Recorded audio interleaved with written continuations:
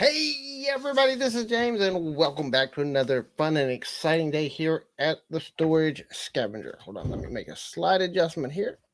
And yeah, that's a lot better.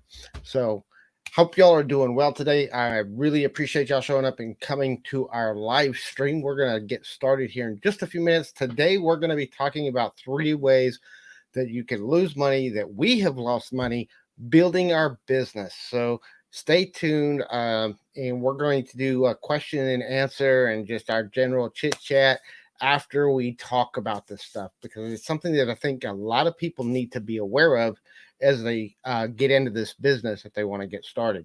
So I want to say hello to the people that are coming in.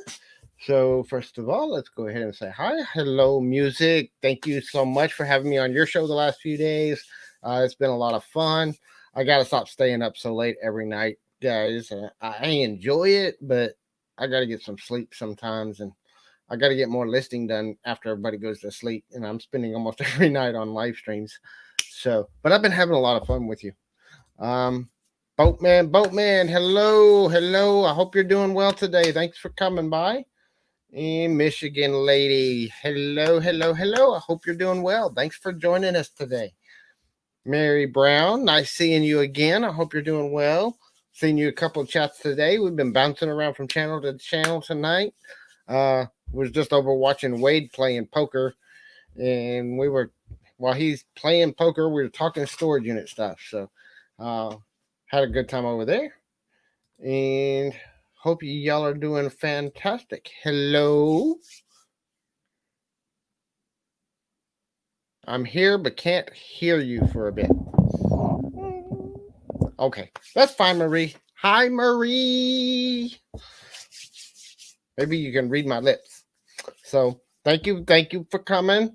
Hope y'all have fun. If you missed something, go back and watch the replay, because this will be available on replay. So hope everybody's having a fantastic day. We've been having a good week so far. It's been a little bit hectic and busy the last couple of weeks between doing the storage units that we did, trying to get more stuff listed on our eBay store. My store is slowly but surely making some progress. We made some more sales. I've made some more, got a bunch of stuff listed today. I'm back over 100 listings finally, and we're continuing to make progress. So I've set myself some pretty aggressive goals. I haven't met them every single day, but we have been making some progress. So that's always a great thing. And we're going to continue moving forward, pushing forward. I got some advice from Wade on some things over at his channel. So we're going to implement some new things. I've got a lot of things we're implementing. But, we've had a lot of areas where we've lost money in our business, and I know a lot of people have. So I thought we would chat today about a few of the biggest money sinks that we've lost money in as part of the reason we've made some of the decisions that we've made as we've moved forward. Thank you. Hope y'all are doing fantastic today. It's very great seeing you all. And we got about, let's see, I'm showing 5 people in the chat. And if you're new here, or if you're watching this on the replay, make sure, if you haven't seen us before, make sure you click the subscribe button. We do clean out abandoned storage units, and we resell the stuff we find. We also talk a lot about the struggles and the mistakes that we've made over the last years we've built our business. So if that's the kind of information that would be helpful to you, or that you enjoy listening to, make sure you subscribe to our channel. Come back and see all of our updates. Also, make sure y'all hit the thumbs up button if you would. It does help our channel out a lot as far as YouTube seeing interaction on our table and deciding that we're worth sharing with other people, and we're trying to grow our channel. So thank you guys so much for coming today. Before we dive in, what's everybody up to? What's everybody been doing? Jessica may or may not be joining me. I got Emily to sleep, but she was trying to get Jesse to sleep, and he's being a little turkey butt this week. So she may or may not get over. Is this over? Louie, this just started. I've been live like 4 minutes. You're really good. We're just starting this party. So good morning. That's another one of our fellow Texans here, Mr. Louie. He lives up in Austin, just a few miles away. And if you don't know him, go check out his channel. He's got some really great content over there as well.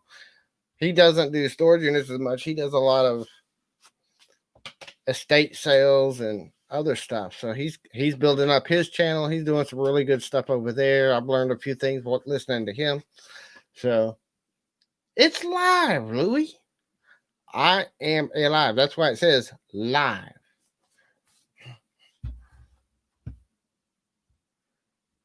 Finally, a Texans cap. I got a Texans cap. I got a Longhorns cap. I've got a few caps. And I don't support the Texans. I found this one in a storage unit. In fact, pretty much my whole outfit, except for my boots, came out of a storage unit. Watching 3 channels at once. I understand that music. I've done that before a few times myself. I was over at Jason's auction. I was at Wade's auction. I was at Donna's auction. Or I was at Wade's poker game. Wasn't an auction, but I was over at Donna's auction for a little bit. And they had some fun over there. So it's okay. And so hope y'all are doing well. So today we're going to talk about 3 things that we've done that's cost us money as we built up our business. And hopefully Jessica will be able to join me here in just a little bit. So, and the first thing I want to talk about is buying. The first place we lose money is bad buys.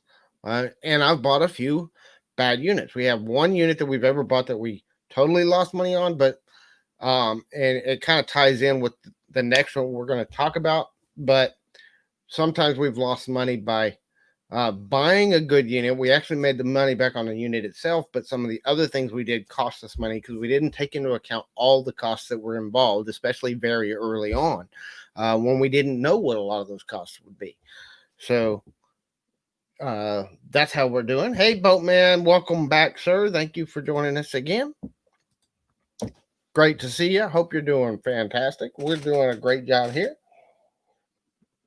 We've been having a good week so far, making some progress. I've already listed about 25 items today on eBay, and we're going to be listing some more before we go to bed tonight. So doing pretty good.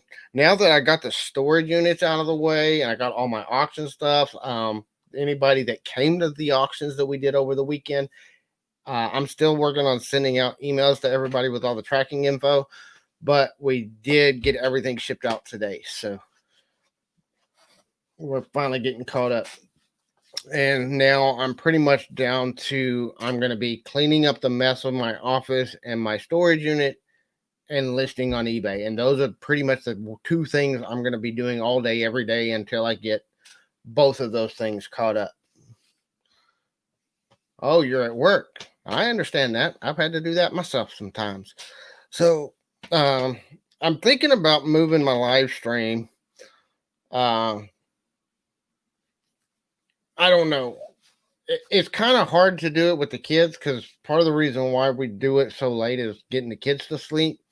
But at the same time, I know I could probably get in a whole lot more people when I do my live streams a lot earlier. Doing it this late at night, there's just too many people, especially on a weeknight, that are going to bed this early. So I'm looking at possibly moving the Tuesday night live stream to earlier, like maybe doing it in the afternoon instead of the evening, or maybe trying it out in the afternoon a couple of times just to see how it works out. Because I enjoy doing the live streams and I enjoy chatting with everybody, but I would like to see more than 4 or 5 people here at a time too. So not that I don't appreciate y'all. I appreciate every one of you that comes. I appreciate those of y'all that are helping us to grow our channel. But I would like to see a few more. I think we could, I think I have some experiences now. I have some knowledge that could help a lot of people. And I'd like to help people any way I can. That's why I do what I do. That's why I do YouTube. I don't have to do this stuff on YouTube. I could just, do it myself and provide for my family and not talk about what we're doing. But I like inspiring other people. I like sharing our struggles with other people and helping other people see things that they can do and things that they can do to avoid the struggles that we're having. So, give Kyle a shout out. Hello, Kyle. Hello, Kyle. Hope you're doing fantastic today. All right. So, the first thing that we've done, and we're just talking about it for a minute, is bad storage unit buys. We had one unit that we bought, and it looked like a fantastic unit. It was well stacked, and it's going to happen if you get into the business. You're going to have some bad buys. You're going to have some bad calls, and that's why one of the things I talk about when we're talking about bidding on units is never, because there's always a bit of a gamble, but you never gamble more than you can afford to lose. And so that's why when we first started, I was doing 10, 50, 10, 5, 10, $15 units, because that's what I could afford. Um, I moved up and I went to a $300 unit, bought a $300 unit, and it wound up being about 90% junk mail. And we barely scratched and scraped to barely get our money back on that unit, on the actual unit itself, but paying for storage, all the stuff, what we've spent on hauling all this stuff, we spent more on that unit than we've made still.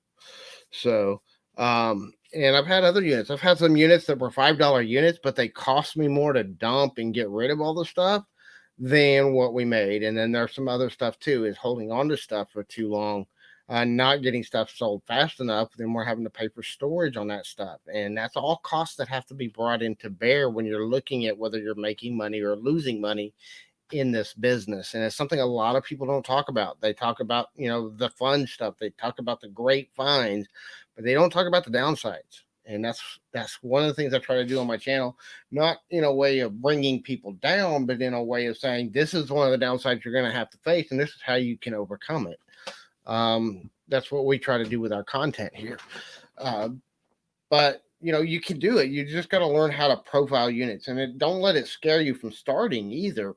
But be willing to lose a little bit, because you're going to lose money somewhere. Every person I've talked to, even the big guys that I talk to, have lost money on units, and it's just a part of doing business. It's part of the way of getting into this thing. And I don't mean to scare people off with that. It's just, it is how it is, and it's just part of the real world. But you're going to lose money, and it's okay. Just, learn from it, see what you did wrong, be honest with yourself enough to see what you did wrong and not do it again. I bought some bad units, and I bought some units that were decent units, and then I didn't sell the stuff fast enough, and that led us kind of into the next one, which is not accounting for the costs of doing this business. You're going to have to pay for the units. You're going to have to store the stuff. And if you don't have a space, like, some guys that I talk to, they have plenty of space to store it on their own property. I don't. I rent two 10 by 30 storage units that cost me $300 a month. Okay. And total, not each, but that's $300 a month. And those of y'all been around for a while know I just took a 4-month break. I wasn't listing, I wasn't selling, I wasn't doing YouTube. I took a total break from the unit, and we have reasons, and we justified it, and we had money to cover that, and we were okay with it. But the thing is, we lost money during that time because you're talking about $300 a month for 4 months with nothing coming in. So we spent over $1,200 to store stuff just sitting there. So you got to take into account the cost. You also have to take into account, if you're new, maybe you don't have a trailer yet, you may have to rent a U-Haul truck or rent a trailer to haul stuff. That's something that's got to be counted in. Most places you have to do dump fees when you have to dump the trash, and that costs us money. And I've had units that I spent $200 or $300 just in dump fees on the unit, and that has to be counted into the cost of the unit.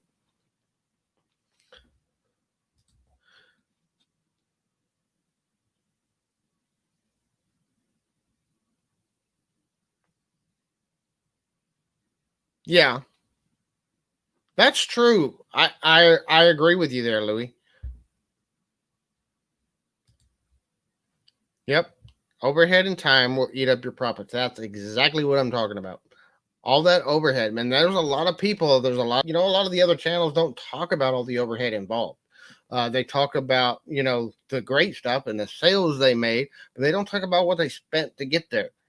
And that's kind of why I wanted to do this video. I've had times I had a unit that we bought for $5 that cost me about $350 because of the dump fees, what it cost me to haul it, what it cost me to store it. It cost me over $350 on that unit, and I only paid $5 for it. Now I made about 300 $300 off of it, and I still have stuff I'm selling out of that unit now. A year, it's been 8 months since I bought that unit, but so I'll probably turn a profit on it, but it's not going to be a big profit. And that's one of the things you have to realize when we're talking about a unit, like we do a video and we talk about, that we can make this much off of that item, we can make this much off of that item. That's a appraised value or a approximate value based off of sales history, but it's not actualized what we made off of those items, because we may sell it for less, we may sell it for more, we may not sell it at all. And that happens a lot in this business. You may have items that are, the comps read they're really high, and then you get it home and you get it listed and it sits there for weeks, and then you're going back rechecking the comps and the comps have dropped. And that's items that we're selling for, maybe $100, $200, or all of a sudden now selling for like $15 or $20. And I mean, there's been some huge differences in some of the items. I was just going through my eBay store today, adjusting prices on stuff, and most of it was dropping on items that we've had sitting and haven't been selling. So I was re-looking at the comps, and the comps have dropped tremendously since I first listed them. And I've just started relisting like 2 months ago. So you got to take into account the fact that things are not going to sell for necessarily what we think they will at the time. Sometimes it's more. I've had some stuff that actually wound up selling for more than what I thought it would whenever I first looked at it. So that happens occasionally, not very often, but it does happen. So, and then sometimes we look at stuff and we look at, what is it comp for on eBay, but then we sell it at an auction. Well, at an auction, I'm going to get a lot different price valuation than I would selling it on eBay and sitting on it for months. So that's something else that has to be taken into those costs. Now, the third one, and the third thing that we have to pay attention to when we're looking at things, the third way that we've lost money in our business has been on, and it kind of ties in with what I was saying earlier with the other two, which is it's accounting for the cost, but it's the cost of shipping. Shipping is a huge cost. It's changing. They're just raising it again, at least through December. And I've had auctions that I did where I did not start my bids high enough to cover even the shipping cost, and I only got one bid on them. So I've had auction lots that I've done at some of my auctions. That's why we started charging for shipping on our auctions that we do here, is just to take into account the fact, and because of that, I lowered my starting bids, but at the same time, I've lost money on lots where I have to cover shipping, because every time I've had an auction where I've had at least one or two lots that sold for less than it cost me to even ship it. Now, I eat that cost, and we were just talking about this a little bit ago on music.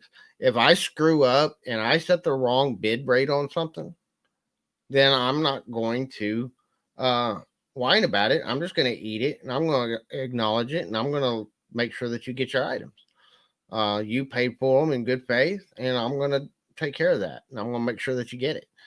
On the other end, I've been on auctions, and we were talking about this earlier. I've been on auctions, and I've overpaid for auction lots, and I got stuff, and it didn't look as good in person as it looked on camera. And then I started looking at the comps on stuff, which I didn't have time to do during the auction, and look up every single item, and things wound up being worth less than I thought they were based on my initial impressions. And I've lost money by overpaying as well.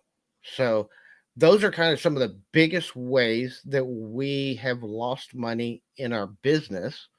And now that's kind of the first time, for those of y'all that are new here, this is kind of what I do. I come in for about the first 20, 30 minutes or so. I talk about some of the struggles we've had in our business.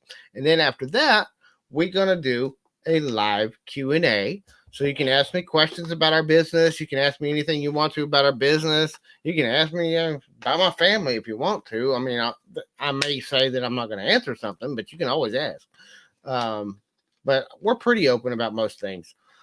And so if anybody wants to chime in with chat, and I'll even, since Jessica's not joining me, and I'm all alone up here, I'm going to drop this down in the chat.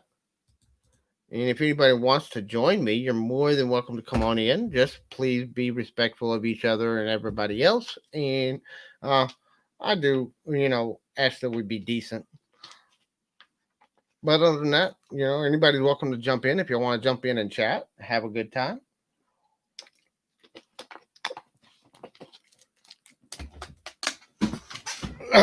So,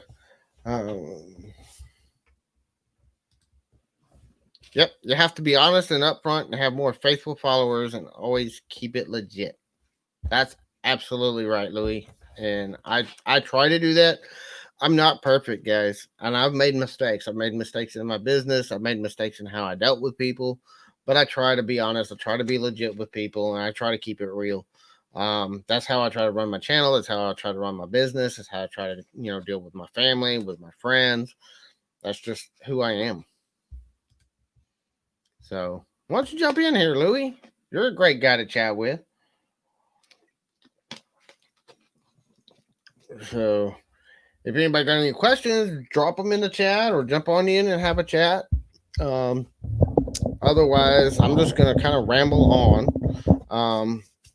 So, we've done a lot with our business. Like the other day, I locked my keys in my car. I had to eat the cost of that, but I already fixed the problem. For those of you that have wondered about me fixing that problem, I've already got a spare hide key on both of my vehicles, so this will not happen again. And we already, the unit we got on Tuesday, we sold between Tuesday night's auction and the auction that we did this weekend with T and Dono. We sold off almost all the DVDs out of that lot, and we've almost doubled our money on the unit just doing the auction over the weekend. So that's been a great unit so far. We sold off a bunch of the Christmas stuff. We sold off a bunch of the DVDs out of that unit. And we have some really, really cool stuff go out this week, but we've almost doubled what we spent on the unit. And we haven't even messed with the furniture. The furniture got brought over, dropped in my storage. It needs some work done on it, some repairs and stuff.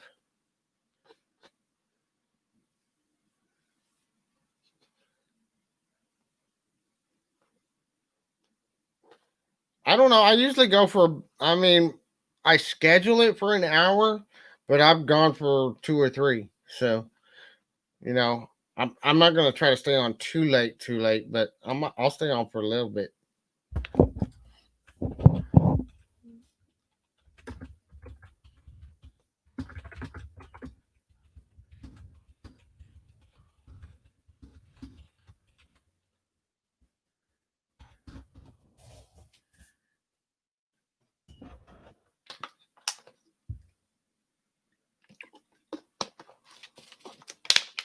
But there's also, I know that Wade had a live stream going on. Donna was doing an auction. Thrift Trader was doing an auction. There was about 5 or 6 other channels that I saw on live right before I came on. So there's a lot of places, a lot of people on live right now. And see, it's funny because every time when I look at a time slot, every time I've changed my time slots from my live streams, I do a lot of research into what time other people are going live to decide, okay, this is a great time to go live because there's nobody else going live at this time. And then all of a sudden, everybody else is going live at that same time, like within 2 or 3 weeks of me doing that. So, all right, Marie, that's fine.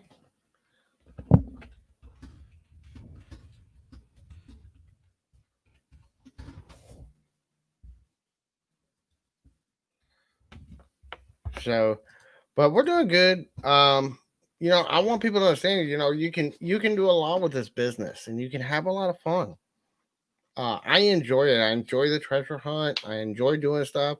We're making some money. It's not making as much as I want, but we're doing okay. Hey, Chris, how are you doing today? Cajun reseller in the house. You find anything good lately, Chris? Hope you're doing well.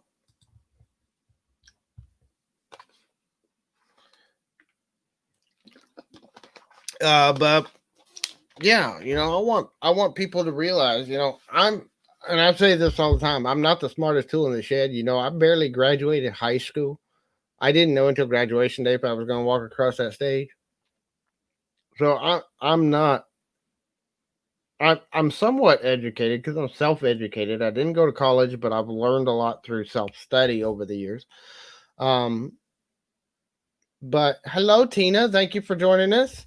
Hope you're doing well today. But been listing no storage units for sale here.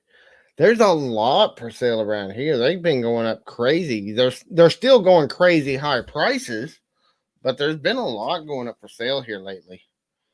Um, there wasn't for a long time.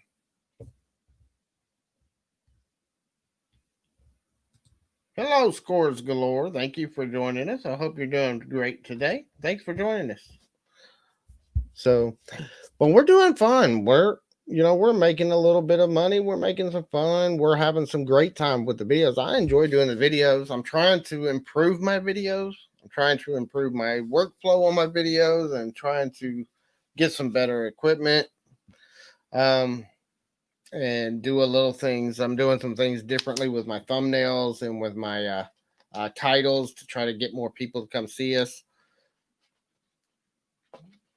But we're having fun. I enjoy doing the content. I enjoy helping other people. I think it's one of the most important things we should do is just human beings is be generous with our time, be generous with our experience. I wouldn't be here right now if other people weren't generous with their time and with their experience with me. And so, yeah, there's other people out there that are more experienced in this business. I mean, tenfold. I mean, most everybody. Hi, Joyce. Thank you for coming and seeing me again. Hope you're doing great today. I mean, most of the other channels have, years and years of experience above and beyond me. Even if they haven't done storage units that whole time, they've at least got experience in reselling or in other things. And I'm a newbie at everything. So I'm learning it all. I'm learning how to do YouTube. I'm learning how to do my business. I'm learning how to, resell stuff. Uh, and that's honestly the reselling is the hard part for me. I enjoy the storage units and I'm getting better and better at profiling the units. I'm getting better at, I love getting in there and finding the cool stuff. I found some more cool stuff too that didn't even make my videos this week because I had recorded it and the files got corrupted. So as I go through stuff and get stuff ready to list it, I'll be doing more video showing off some of the stuff that didn't make the cut on my videos this week. The other thing is you got to realize when I'm cleaning out a storage unit, I might have 2 or 3 hours worth of footage recorded, and only about 15 minutes of it makes it into the video. So there's a lot of stuff we find that never makes the cut, that never makes the videos. So I try to do little recaps, and I try to, as we list stuff, we'll start showing some of that stuff and showing some of the cool stuff that we've got. I've been surprised. Some of these DVDs we've been going through. I listed probably about 10 or so of them today, as well as listed a few other items as well. Got a few things going on auction, and I got a few things that are going as buy it nows. A lot of people complain about the auction system on eBay. eBay started as an auction system, and where most people struggle with auctions on eBay is where they struggle with getting traffic to their YouTube videos, and they struggle with other things as well. They're very passive. They think that they just put it out there and leave it alone and expect eBay to do all the work. I don't do that.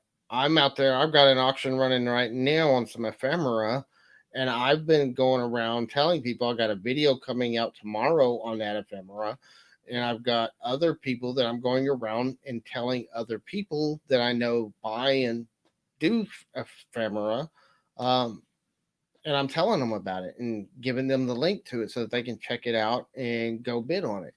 And I've already got my first bid on it. I got my first bid on it today, but it's a 7-day auction. I just listed it yesterday, so it's got a little bit of time. And usually, most of the bidding will happen in the last day or so of the auction.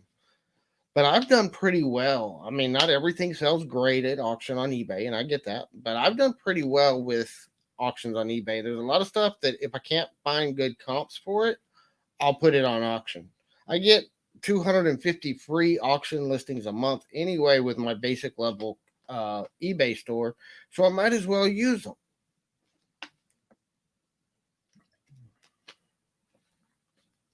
Gonna try to attempt to grab a video of my local Goodwill. Yeah, you have to be careful with Goodwills. At least some of them around here, they don't like it when you're filming in there.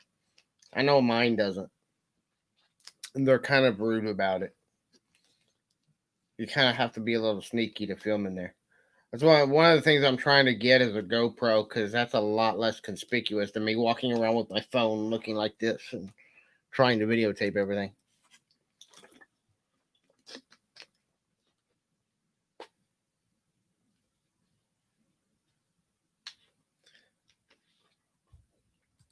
I like that, Louis. Academia doesn't account for much as long as you are wise and trying to learn all the time. Most of my education has been self-education. I've been trying to. I've always been a lifelong learner. I'm just not book smart, and I do more learning. I learn better. I don't read a whole lot. I mean, I can read, and I have a lot of books, and I kind of use them more like as a encyclopedias or something like that, though. Is if I'm looking for something specific, I'll look it up in a book and go right to what I do instead of sitting down and reading a book all the way through. um Most honestly, I love that's part of why I like making video too. I learn a lot from YouTube. I mean, most of what I know about how to do YouTube, I've learned from watching videos on YouTube. Most of what I know about how to do storage units, I learned from watching videos on YouTube. I watch a lot of personal development stuff on YouTube. uh, I listen to a lot of podcasts. I'm kind of an audio and visual learner. And that's the thing, is you have to understand your own learning modalities. I learn from watching and listening rather than just sitting down and reading a book. But I'm constantly listening to stuff, and I spend a lot of time watching reselling videos and other reselling channels, but I spend just as much time watching videos on personal development and how to do stuff on YouTube and that kind of stuff as well. So, absolutely right. You got to educate, but you can self educate. And public library is a great free resource to self educate you. Most of the books I've read and actually read, I don't buy them. I go get them from the library, and because I mean, when I was 30 years old and realizing that I hated working for somebody else, and I started wanting to learn about how to run a business, I started going to the library and learning what I could for free. And I started going to, back then YouTube was just kind of starting off, and it wasn't really what it is now. But I found other people. Back then it was blogs and other websites, and I just found other people that were talking about the stuff that I wanted to learn and listened to what they had to say and followed their instructions.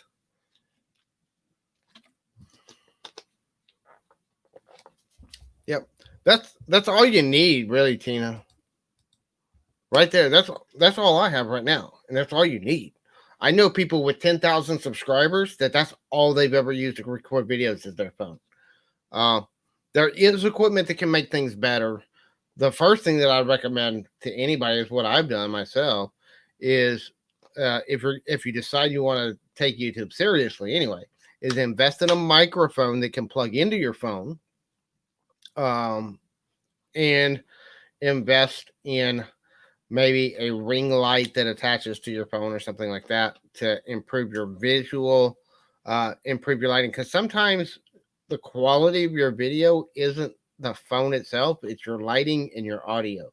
Those are the two biggest factors to having really improving your video quality without improving your camera itself. And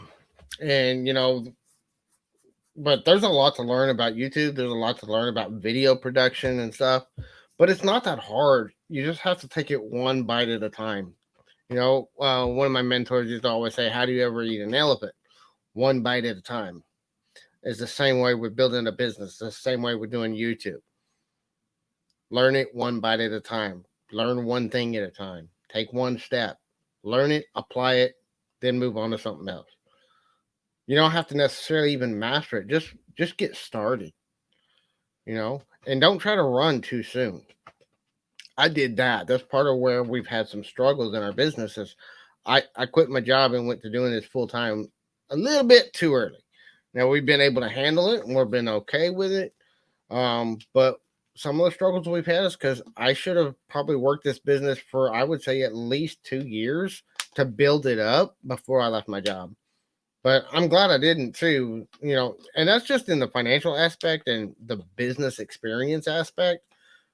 Because of everything that happened this year, I'm so glad I quit my job, because I wouldn't have been able to do this year the way I have and be there for my family if I was working at the prison still.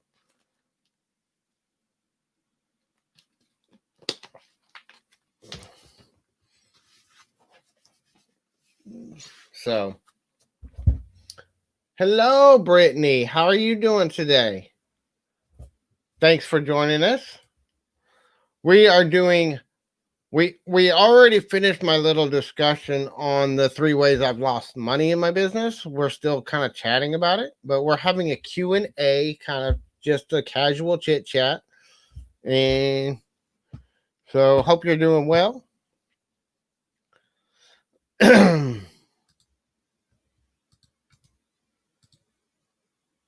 Had a few people come by. So again, I'm going to drop this in there. If anybody wants to jump in and join me, since Jessica's busy with the kids and not able to join me, anybody wants to join in, you're more than welcome to. Hot Flips Heidi. Hello, Heidi. Hope you're doing well today. You haven't come through on the StreamYard chat yet. We can't highlight your name. That's weird. Sometimes I don't understand how the StreamYard works here. I'm still learning StreamYard. Yep, I don't have that option. There it is. Hot Flips Heidi. I don't think I've met you, Heidi. So thank you for joining us. I appreciate you coming by. So, Q&A. Anybody got any questions, or if anybody just wants to listen to me rambling? One of the things that we did is talking about a little bit earlier, but I've got my 2 10 by 30 units, and those of y'all been watching for a while have seen my videos of my unit. It's made a little bit of progress, and I cleared out a lot of room, and then these 2 units we bought this week filled up most of that room. So we're back to hello, Glenn. Thanks for coming. Hope you're doing good today. So most of the space we had cleared at my storage is now full again. But we're going through it a lot quicker now too. And I'm starting to when I got some of that room cleared out, I did get it a little bit more organized. It's not very organized, but I got some of it at least a little bit more organized. And we're continuing to clear out more room. We're going to do probably 2 or 3 more donation runs this week and clear out some more space over there. We got a bunch of stuff we're going to be bringing over here because I'm working on the listing challenge right now. I was trying to get through the auctions that we had this last week because I had already committed to those before Danica gave me that challenge. But now that I'm through all those auctions, I got everything shipped out, everything's caught up. Now and I started today. We're hammering really, really hard on that challenge that Danica gave us. I got my store back over 100 items today, and we're just going to keep moving forward. We're keep hammering on it every day. I'm planning to do between 20 and 30 listings a day for the rest of the month, and probably doing even more than that. But that's what I really want to hit, is averaging at least 20 to 30 a day, and try to get my store built up as fast as I can.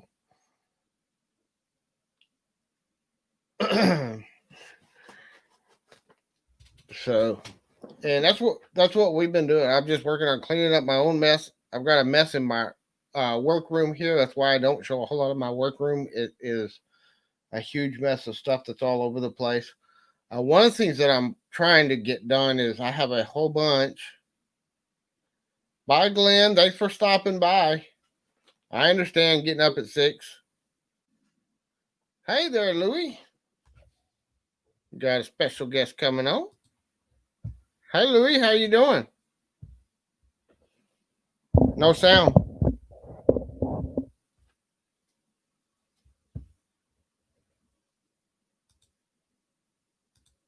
Oh, you're muted.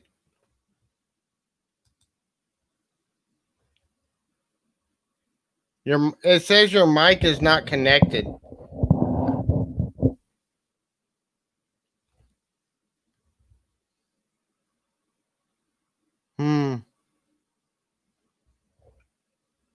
Make sure it's not on mine. No, I'm not muted.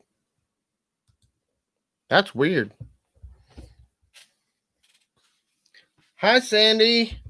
Thanks for coming by. I hope you're doing good today. Hope you're having a good week so far. So, yeah, we had fun. We got some quick listings done today. Some of it was quick. Some of it's this is part of what my struggle with eBay is. Some stuff, it just takes me way too long to list, and I'm trying to figure out some ways to shorten the time, because I've got items that's taking me 20 to 30 minutes to list, and I just don't have the hours to do that many. I can hear you now. You can hear me? Yeah, I can hear it now. Oh, good Lord. Yeah, I don't know. It's the whole thing about using a phone. If I could just get my thumb out of the way and try to get this thing to stay up. Oh, yeah, the phone. I always have struggles with the phone. Oh, Lord. Well, I'm just trying to get it to stand up. This is a better place where I have it so I can work. And I always have to get these little pads my daughter quilts, and that kind of keeps it from slipping. There it goes. Well, see my fat head. There you go. Oh, how you doing tonight? We're doing great. How you doing? Yeah, I'm just kind of late blooming it. I've been on a couple lives listening to people while I'm listing some stuff I picked up. I had to go to the store to pick up some stuff, and then I found this place I go to is out in BK's and 360 out in Austin, and there's an HEB out there, and there's a place I always look near there, and it's like it's got stuff on sale and this and that. So when I go in HEB, I look at their sales, because that store is a little more of a upper scale, and they're always getting rid of stuff, and so I look for retail arbitrage. Like, I scanned these and they came up good. The lady was like, stuff that I can sell multiples of, like, different Kool-Aid flavors and stuff. And then I just, I lot them up, give them extras. Somebody's selling 4, I'll give them 5, especially if it's cheap. Wow, Lobster. Oh, it hasn't come through yet. You got some people in here tonight. Yeah, I got a few coming by. Lobster just said he spent 11 hours helping 3 kids with homework, and online school is killing him. That's bad, Lobster. 11 hours. That's crazy. That's longer than they spend in school. Yeah, I was going to say. Yeah, and see, my daughter was saying the same thing. I was like, why are you spending all this time? And we got into this big debate, and she says they're giving us so much. It's easier for the teachers now. They just throw the work at them. They email it to them. They meet them during class, but then they just throw extra work on them. And these kids are like working long days. I mean, she was already working, and and she only has like, technically she has like, I don't know, it's like say 5 classes Uh-huh. as opposed to 8, because she met all her GED requirements. So, but they're tough classes. They're like college courses and stuff. And she's there from like, she wakes up at 7 in the morning and she's doesn't go to bed at 11. You know, Wow. yeah, it's long hours. It's just crazy. And part of it, they're putting people in a position to be teachers that didn't sign Oh, up to yeah. be teachers because, they don't know. Um, Yeah, there's a YouTuber. I don't want to say his name, but like he used to be on a regular live a lot and stuff like that. And then all of a sudden he's not been coming, but I knew that he had family stuff. And, that's always priorities. Like you said, you had to stop for a few months, but he stopped. And then all of a sudden the show that I saw, they got a new host. And I thought, oh yeah. And then he told me, he says he's been like teaching his kids. He's the daddy teacher. And I'm like, wow, I couldn't think about having young kids and doing this right now. It's arduous, and I commend everybody who does. By yeah. the way, thanks for putting my link up. I mean, I appreciate, and I understand, back in the older days, most people didn't go to school. They learned what they learned from home, but they also didn't, have the technology we have today. They didn't have the craziness that we have today. They didn't have Yep. 2 parents that had to work outside of the house like we have in most families today. Teaching was so much different. Like what you learned about was different from how you learn. Like academia was your basic, just learn to read and write, learn your arithmetic, and Yeah. later on they get a little sports in, but also science is important. And then they would specialize, like either you're going to be a doctor or this or that or whatever. But like, my mom and everybody had to go to the farm and work after, Yep. and or whatever, like if you had property, you have work and chores, Yeah. Yes, sir. So yeah. So I'm gonna be selling Kool-Aid. Kool-Aid. This lady gave me, I think she mispriced it, but I was like, because the price was on the outer box, and I just asked the question, and I think the lady just didn't want to deal with it. And so the price on 3 boxes were all like a quarter each. But look how much is in here. Well, yeah, it's supposed to be a quarter per packet. Well, I think that's what they meant to do. So because you can't put a sticker on each one of these packets, so the manager just stuck the sticker in the box. That's the way it is in all the grocery stores. It's about 25 cents a piece for per packet, not for the whole box. Well, I don't know if they put the sticker on the box, and I asked the lady, I said, is it for the box or is it for the packet? Because I don't want to cheat here, And do you want to go get the managers? No, I don't want to get the manager. I said, no, go get them. And no, she said, just take the whole box for 25 cents, or whatever it was. And I'm like, are you sure? I said, I don't want to get you in trouble. And she's like, no. And she's like, how many boxes do you got? I said, I took them all. So I'm gonna be locking these things manager up. Gonna be upset.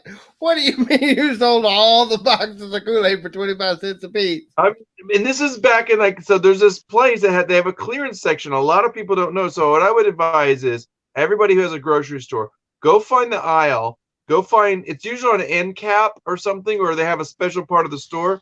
Sometimes it's in the back of the store, and find the clearance section in grocery stores. Now, as long as the food is like closed packed and stuff, I just, I don't want to scheme or anything, but like if they don't price their stuff right, somebody else is going to buy it. And, so I'd rather sit on something that's going to be, it may not make a lot of money, but if I put like 5 packets or actually I put like 10. I mean, 25 cents a piece, you sell 2 packets, you're already in the profit. So, I mean, it's not that hard to get your money back. I comped it, dude. I would comp it again right now, but I'm using my phone. But I comped it, and like 10 of them were going for like a ridiculous amount, like $6-7, and I'm like, what? I'm like, I got so many. That's ridiculous. So I figured, even if I make $2, $3, $4, I only paid 75 cents. So it's like, and I got so many packets that if I make $20, I don't have to do anything because it's just it's multiples. Did you check the expiration dates on them? That stuff doesn't expire. Let me tell you, but let me look. Well, I mean, Wow. it legally has to have an expiration January, date. it's in 2021. Oh, So okay. Well, because a lot of the stores will put stuff on really, really cheap when they're getting close to that expiration date. Because they are legally not allowed to sell it, even though, yeah, it doesn't go bad. The stores still can't sell it after that date legally. I'm not laughing at you. I'm laughing because half that stuff I looked at that was on clearance, the majority of it was they put the label over the expiration date. And I thought, oh God, this is like medicinal stuff from the pharmacy. I mean, I'm thinking you bunch of nimwits. Somebody's gonna get sick or sue you. But really a lot of it's just sell by dates, not always expiration. It's just a sell. They have to sell. Yeah. Well, see, you have 3 different types of date. You have an expires date, you have a best by date, which is usually your non-perishables, but they legally have to put a date on it. And then you have your sell by dates. But all 3 of those, the stores are still not allowed to sell it after that date. Yeah, usually the policy is just so that they're not their legal department, let's put it this way, like for big corps like HEB or whatever, they're going to tell them, no, don't do it. Because when they get into the legal clause of stuff, I had a chance to sue HEB once, and I still have the can. There was a can of orange juice. Back when they actually still put their orange juice in cans, and I bought a 6-pack. They were little tiny ones. And I shook it, and I was like, what the heck is this? And I poured the contents out, and I looked inside. It was a giant bolt inside this can. There's no way I could have got this bolt through the pour hole. And I thought, oh, my gosh, good thing my daughter didn't drink from this thing, and it's crazy. Oh, man. And I lost the receipt. And I called a lawyer, and he's like, do you have the receipt? Did somebody get sick? First question they asked was did anybody get sick and did they spend time in the doctor? We went to Sonic one day and my wife got a milkshake. Yeah. And she was getting down about halfway through the milkshake and she was finding something. She thought it was a chunk of ice or something. Oh, no. It was a piece of the nozzle from their ice cream machine had fallen off inside her milkshake. I would have took an immediate video, especially if you're parked there. Like, we're still here. No, we were already back at the house. Dead gummit. Yeah. Isn't that crazy how stuff like that goes? We took it back and I said, y'all might want this. And they looked at it and they were like, oh my God, where'd you get that? I said, it was in my wife's milkshake. They gave I would have said, back on our food. To you, do I get a week's worth of free meals or do I need to go to corporate with this? Oh, no. They only gave me one free meal. They wouldn't give me a whole week's worth. Oh, no. Yeah. They gave me that meal for free, and the next time we came back, we got you at least deserve that, yeah. And they have those little tokens. We got a handful of those little tokens. I'm still using those little tokens. What is that about? I don't remember what those tokens. At Sonic, I don't have any right here. They're in my car, but they have these they're red and white tokens. They look like a poker chip, but it says this is good for 1 free slushie or 1 free milkshake. I never get those. I don't know. I've never seen them.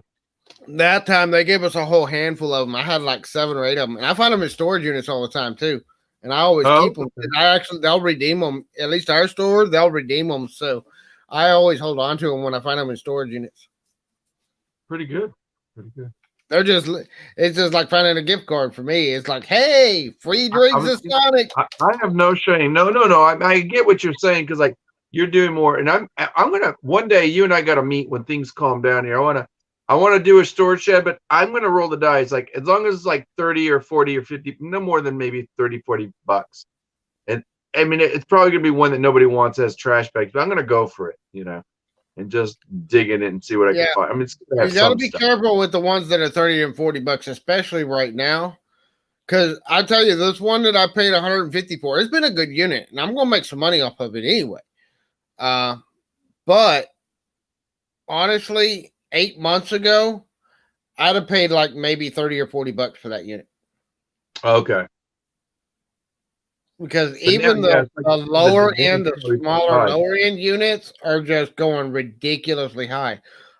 And I was at my limit. Both of the units I got this week, I was at my limit. I wasn't bidding anymore. And I've seen some units just like that. I saw one just like the Christmas unit that I got that went for like $600. There ain't Yeah. $600 worth of stuff in that unit. Just stay away from that because that's either somebody's bidding somebody up, and also, you don't know. Oh, but I Yeah, saw that package you were but if talking somebody's about. bidding you up and it's getting that high, I'm sorry, I'm out. And that's part of your bidding strategy, I guess. But for me, it's I won't. I let my ego get involved in a bidding war on one unit, and I'm never going to do it again because I lost money on. It's the one unit I've lost money on.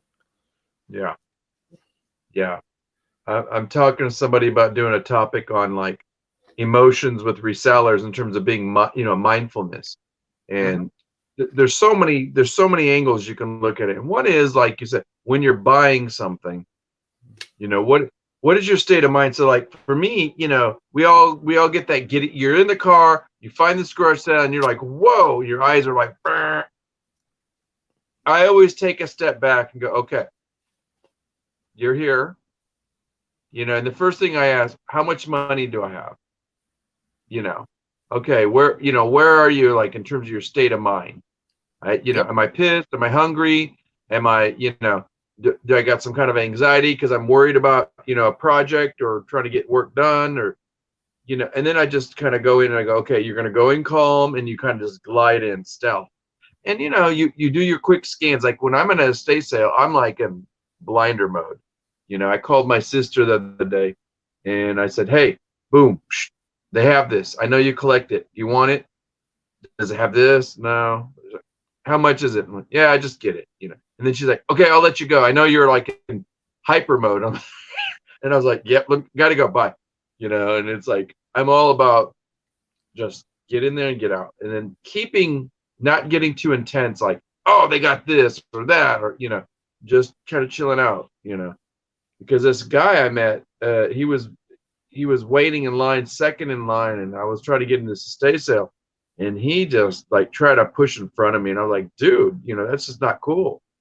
And he was looking at the same things I was, and I thought, okay, just check in. So what I did, I just stood my ground, and luckily I was taller than him. I grabbed these items that he and I were both looking at. We wanted fishing rods, and I thought, I just don't want to fight. And sometimes I was like, hey, why don't you take those three, and I'll only take those three. And he's like, oh, you can have those. Like, I'm not asking. I'm just, and it's like, how do you be diplomatic and be, Yeah. uh, you know, It's like you go to the bin and somebody wants to start going through your stuff, and right. I mean, yeah, there's a different thing. Like, if you have a cart, you just, I'm always polite. Like you said, you want to be calm and, courteous. And like you said, you were saying something earlier about, like, I've done some things, and you've had interactions with people. Me, I don't, there's a part of me, if I don't like the way I'm feeling and I don't like the way I'm acting towards somebody, and I just leave the place. I just, like, I don't want to deal with this today, and so I got to be in a good frame of mind. I don't mind sharing, but like when people are like really kind of out to be conniving and stealing, like the South bins, not worth it. The ones, the Goodwill bins and stuff. I'm telling you, one day you got to go up to the one. If you ever headed in the Round Rock area, go up there and you're going to see a total difference. I'm not saying there isn't going to be pushy people, but it's nothing like the others. And if you wait it out, they have some good stuff. I've yeah, I found some. haven't been to any estate sales. I know there was supposedly one. I don't know exactly what it was on Friday. Oh yeah. One of my daughter's nurses went. Um, so she was telling me about it. She goes to estate sales all the time and gets stuff just for personal use. She doesn't resell, but she was telling me about the estate sale she went to on Friday. I've never been to an estate sale. I haven't done any of that yet. So I'll send you a couple of links if you want. There's a couple, just if you don't mind, if you got like a business email, I just have, and they send it. They're usually almost, there's one that does it every day, but I just delete it. But sometimes I'll go in and look, and you yeah, just gotta kind of like, And then there's this one that's it's an estate sale auction. You might like that, but you may already know it. I don't know. There's so many out there. yeah. And like right now, I mean, I have people asking me about doing pallet flips and stuff. It's something Yeah. Jessica and I've discussed doing. But right now, my main priority is getting my eBay store built up and getting this mess of my own storage cleaned up. Yeah, it's always about householding. If you can get your stuff in somewhat of a good order, and I think like tomorrow, uh, as much as I got stuff to list, I got to go in the back room and clear this space just to move things. You know, it's like, and then you feel better, and then you like get back in the listing, Yep. and you know. And that's what I'm trying to do right now. I'm just trying to move stuff out of the way. I might do some small units, and I said this last week too. I might do some small units like the ones I did this last week, and do like, because I want to do more. You know, I've always kind of said my channel is more about the treasure hunt than it is about the reselling. So I'm not going to take the next month and do no treasure hunting. But I'll probably do small 5x5s, 5x10 units, and so maybe do a little thrifting and stuff like that, where I can get some small stuff, but not load up my. I don't want to load up the progress I've made in my storage by going out and buying a whole bunch of stuff. Well, yeah, like you always want to question what is my intention for, like, like when you're in the moment of doing something, then you find like if you're at the bins, why do I have all this crap in my cart? Have I comped it? Did I go through it? Was I just being greedy, or just am I, do I think this is of value, and do I need it? And that's a hard one. I got myself in trouble the last year. Now I got so much stuff from the bins, but at one point I realized too, is like I was getting it at such a good price that I was cherry picking, like like we always do. Like you're not gonna just get everything, but there was times where like I felt obligated. They have like, we're lucky. We have like $1.99. You can have 20 pieces of glass, and I don't care if it's ceramic, concrete, or glass. And you can pick 20 items, and not just like glassware. And I was finding big, giant items, huge, glassware, and stuff that was like really worth resale, and I'm like, and then stuff that was practical, like mason jars, and I kept filling up. Like whether you buy one item for $1.99 or 20, you're gonna pay the same price. So I was filling that cart up, and I thought, what am I gonna do with all this? How fast can I move it? Have they been having online estate sales around here because of COVID? You're asking, have they been having a lot more online? Like Marriott just said that all their estate sales are being online because of the COVID virus. Have you seen any of that going on? Well, I've been in physical estate sales where you get to go in, but at first they were just doing strictly like online stuff, but there's still some that are doing a lot of online. There depends on the company. So there's this one company, I'll send you an email, and it was great. Like I didn't win anything, but like I was bidding on it, like real. I was getting serious, and then when somebody puts their max bid, so I was like, oh crud, I can't meet that potential. But you knew there was kind of a bid, and it was one of those that like if it was getting 2 or 3 minutes to the end, it pops it back up, and it worked out really interesting. And there was some items but you couldn't see clearly because they didn't take good photos, So it's like I'm out. I don't know if it's worth it, but. Yeah, I think there's about 2 left that are still doing it, because I keep getting these emails. They're like, another e-auction site, and I'm like, let me see if I can find it. Punisher said he's had very bad experiences with prices and the things they offer. A lot of that is going to be depending on who is doing the estate sale, I guess, in your area. Yeah. Everything's going to vary. Like I've had people that said that all they ever get is crap storage units. It really just depends on what's in your area and what your personal experience. Because I've had people around here say that, don't ever go to this facility and buy, because all their units are always bad units. And I've gone to those facilities and gotten good units. So here, do you got a pen and paper?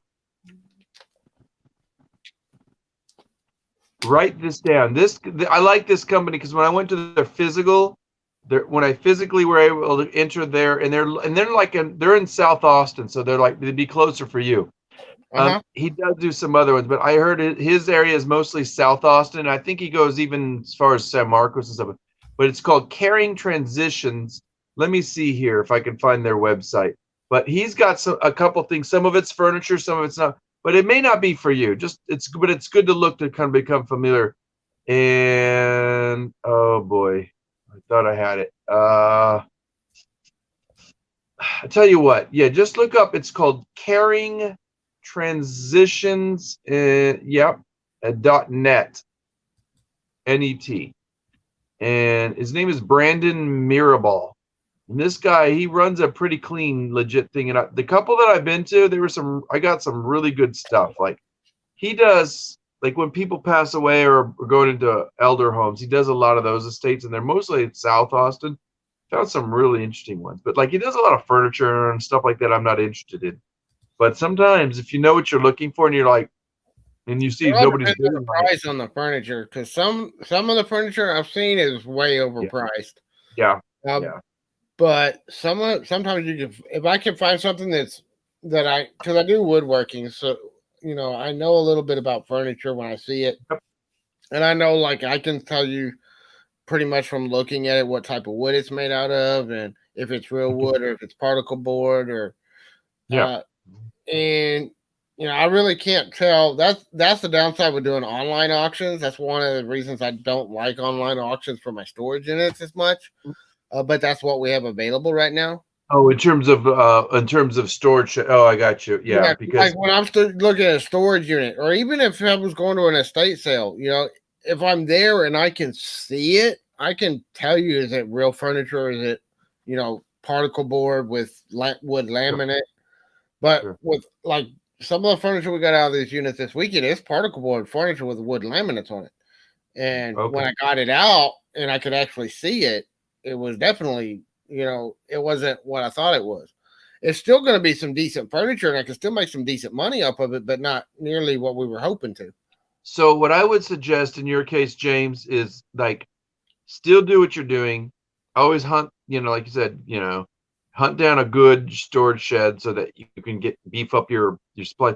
But try to seek and find out and ask around, because I don't know all of them, but I'm on two main ones. And a buddy of mine who I used to do flea markets with, he was from Bastrop, and he's, oh yeah, I know that one, because I told him, I said, are you having trouble sourcing? And it's like what I've learned is when I was looking at an item, I emailed the guy, and like within about 30 minutes to 45 minutes, and there was still like a day left on the auction. The guy wrote me back, and I said, hey, can you tell me a little more details about this? And he says, yeah, from what I know, or let me look tomorrow and I'll email you. And I'm like, okay, but sometimes you can reach out and they'll let you know.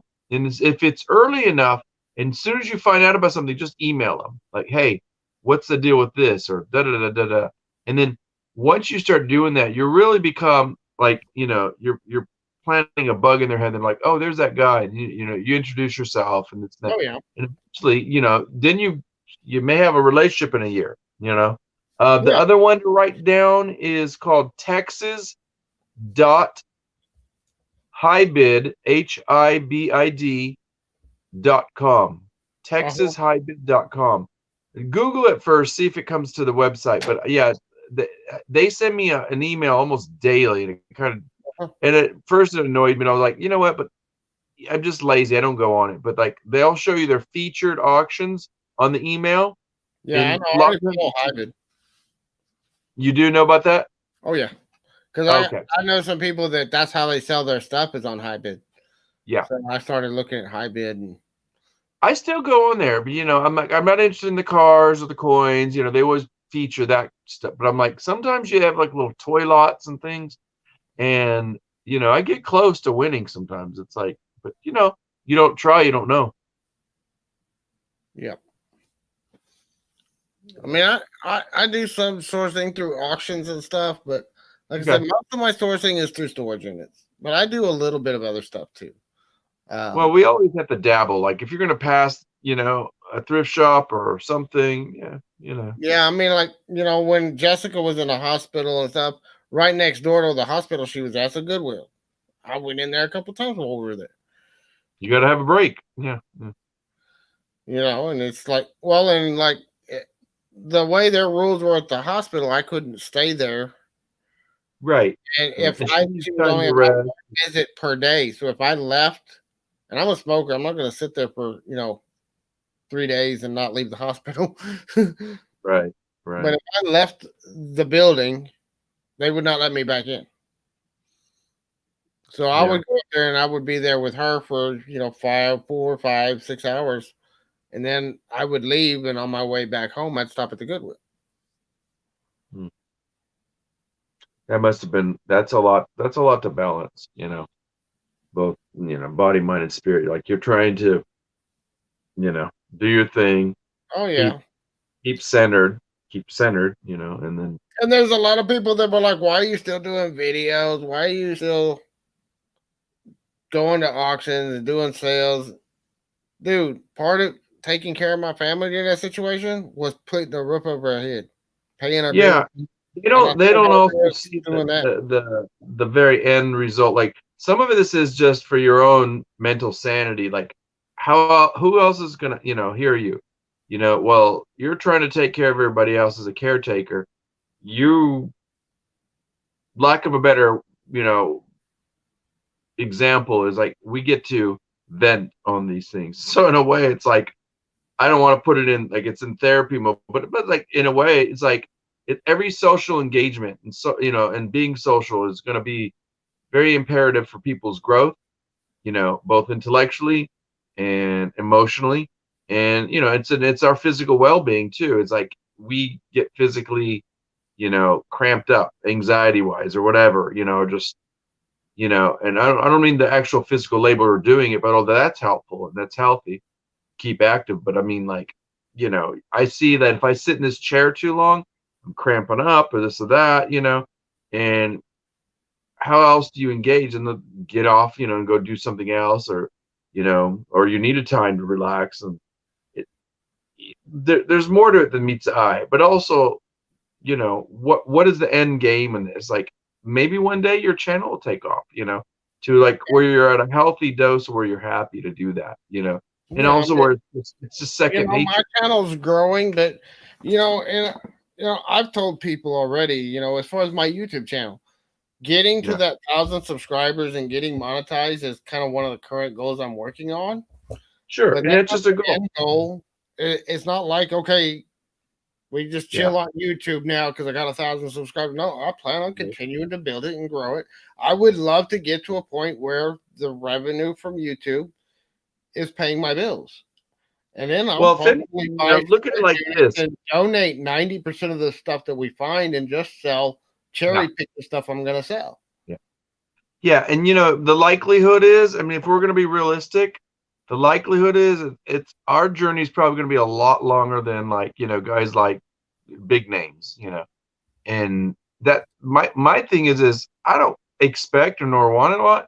I mean, it may be 5 years down the line, and I'm happy with that because if I can make just enough, like we know that a thousand hours and or what is it? What is it? 1,000 followers and 4,000 hours is not going to bring in much revenue, No, I mean, unless you most of got the a people are lot of making people, like $2 or $3 a day or something like that when they or first even get if monetized. But yeah, there's the part of it. This is part of what I've been researching and learning about YouTube is because I've also been understanding and studying CPM, which is something when you get monetized. CPM is basically what you get paid based on the keywords you're targeting for that video. yeah, And so that's why you see some of the things that people are clickbaiting. It's not just to get views with those clickbait titles, they're targeting keywords that get a higher CPM. yeah, So they're going to get paid more in ad revenue for those. And then also, I'll tell you one of the things I've learned about YouTube 90% outside of the reselling community, mhm, 90% of the users on YouTube that are monetizing and making a full time income off of YouTube are not yeah, making it through YouTube ad revenue. That's about 5 to 10% of their revenue.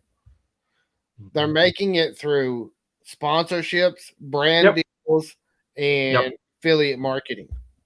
yeah. And it's always about marketing. People don't realize it. You got Hey, it's Well, Marie. I mean, when you have a channel of 10,000 subscribers and you go live and you get 500 to 1,000 people on a live stream, brands Yeah, want but to get in front of that, and they pay big money for people to talk about their products on their live stream. yeah, but that for me that's like down, and I'm not downplaying that. I mean, like if I can figure out an algorithm in my own strategic, way to like calculate that and do a show, and then like, hey, all of a sudden I learned my editing so well, I can boom, boom, boom.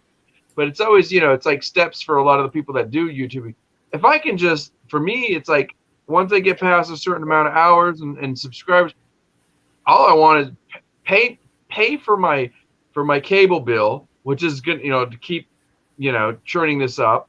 My cable bill so I can have Wi-Fi, electricity, do that, and Yep. the rest is okay. It's like, Well, I mean, you don't have to. I mean, and I've said this before. Hi Marie, how are you doing? I'm good. Am Well, I frozen? I don't have to make huge money to be yeah, happy with what I'm getting. I mean, if I can get even $2,000 or $3,000 a month from my YouTube, then that pays my bills, and then everything I make from my reselling just goes back into buying better units and doing yeah, other stuff. And I can cherry pick what I sell. I can buy better units and bigger units, and I can get some of those better videos that are going to have those big scores that everybody else is. Because I mean, honestly, if think about it, if Pirate and a lot of these other guys and Wade and all the other big channels. If they, Wade's like an hour and a half away from me, right? I know I was over at his poker game right before I came over here. I But was in Jason's.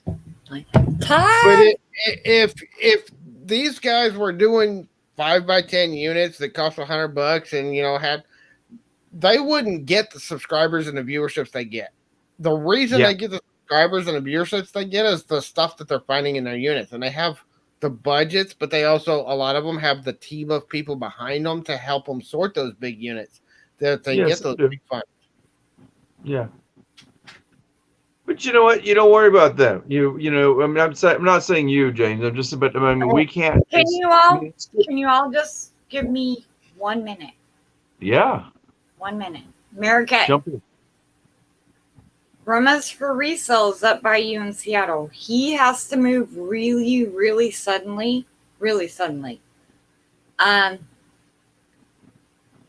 He needs to get rid of all of his inventory. My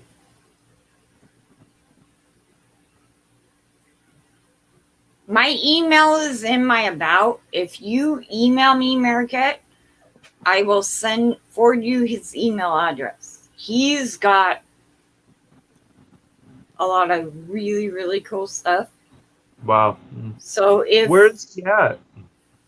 He's up by Seattle. Yeah. I don't want to put his email out there, but no. Mariquette, my email is in the about me for my channel. If you email me, I will forward you his address. He's willing to meet me halfway on the 16th of September. So if you email me, I will give you his address. But I know where Mariquette is, so I know Mariquette can meet up with them. Hello, Todd. I love Todd. So, yeah, I mean, I'm selling through reselling, but honestly, I'm getting better at doing the reselling side of things, and I'll still do the reselling, and I'm still going to continue growing my reselling stuff. But yeah, it's the don't put your eggs all in one basket philosophy. YouTube is, I mean, I know several people that didn't have a stockpile of inventory, and their revenue from YouTube is what kept their family alive during this whole shutdown. That's what paid their bills. That's what kept them going when everything shut down and they couldn't source. And that's just it. I mean, you don't want all your eggs in one basket, and that's what I'm talking about. I would like it to where I'm getting enough revenue to pay all my bills for my reselling. I'm getting enough revenue to pay for all my bills through YouTube and other sources as well. And then, I've got wiggle room and I'm not nickel and diming my life away. And, we're going to be putting, setting aside money for retirement and other things as well. Yeah. I don't know, hon, but I know he did a lot of antiques and collectibles and on the road kind of things between up by where you are all the way down to like Bend, Oregon. So it's probably a little bit. He suddenly needs to move down to Nashville. So yeah, Heidi, there's a lot of YouTube channels and I've helped some of them start doing that. I've done my own auctions here on YouTube. I've helped other people set up and start their own auctions on YouTube. So it's not that hard to do. If you have 5 to 10 people that show up to your live stream, you can have an auction. You won't sell as much as if you have 100, but most of my auctions, I get like maybe 10 to 20 people show up. So speaking of revenues, that's the whole thing too, is like, maybe once, like I said, your numbers are up and your hours are good, and you get that potential for revenue. I don't care if it's like $50 a month, but as long as you can pay one of your bills that goes towards your business, that's something less you're thinking about. But if you can do like an auction, that's extra revenue, and that's going to be more than you might make. Well, I had an auction on my channel the other night, and I wasn't even trying to. Yeah.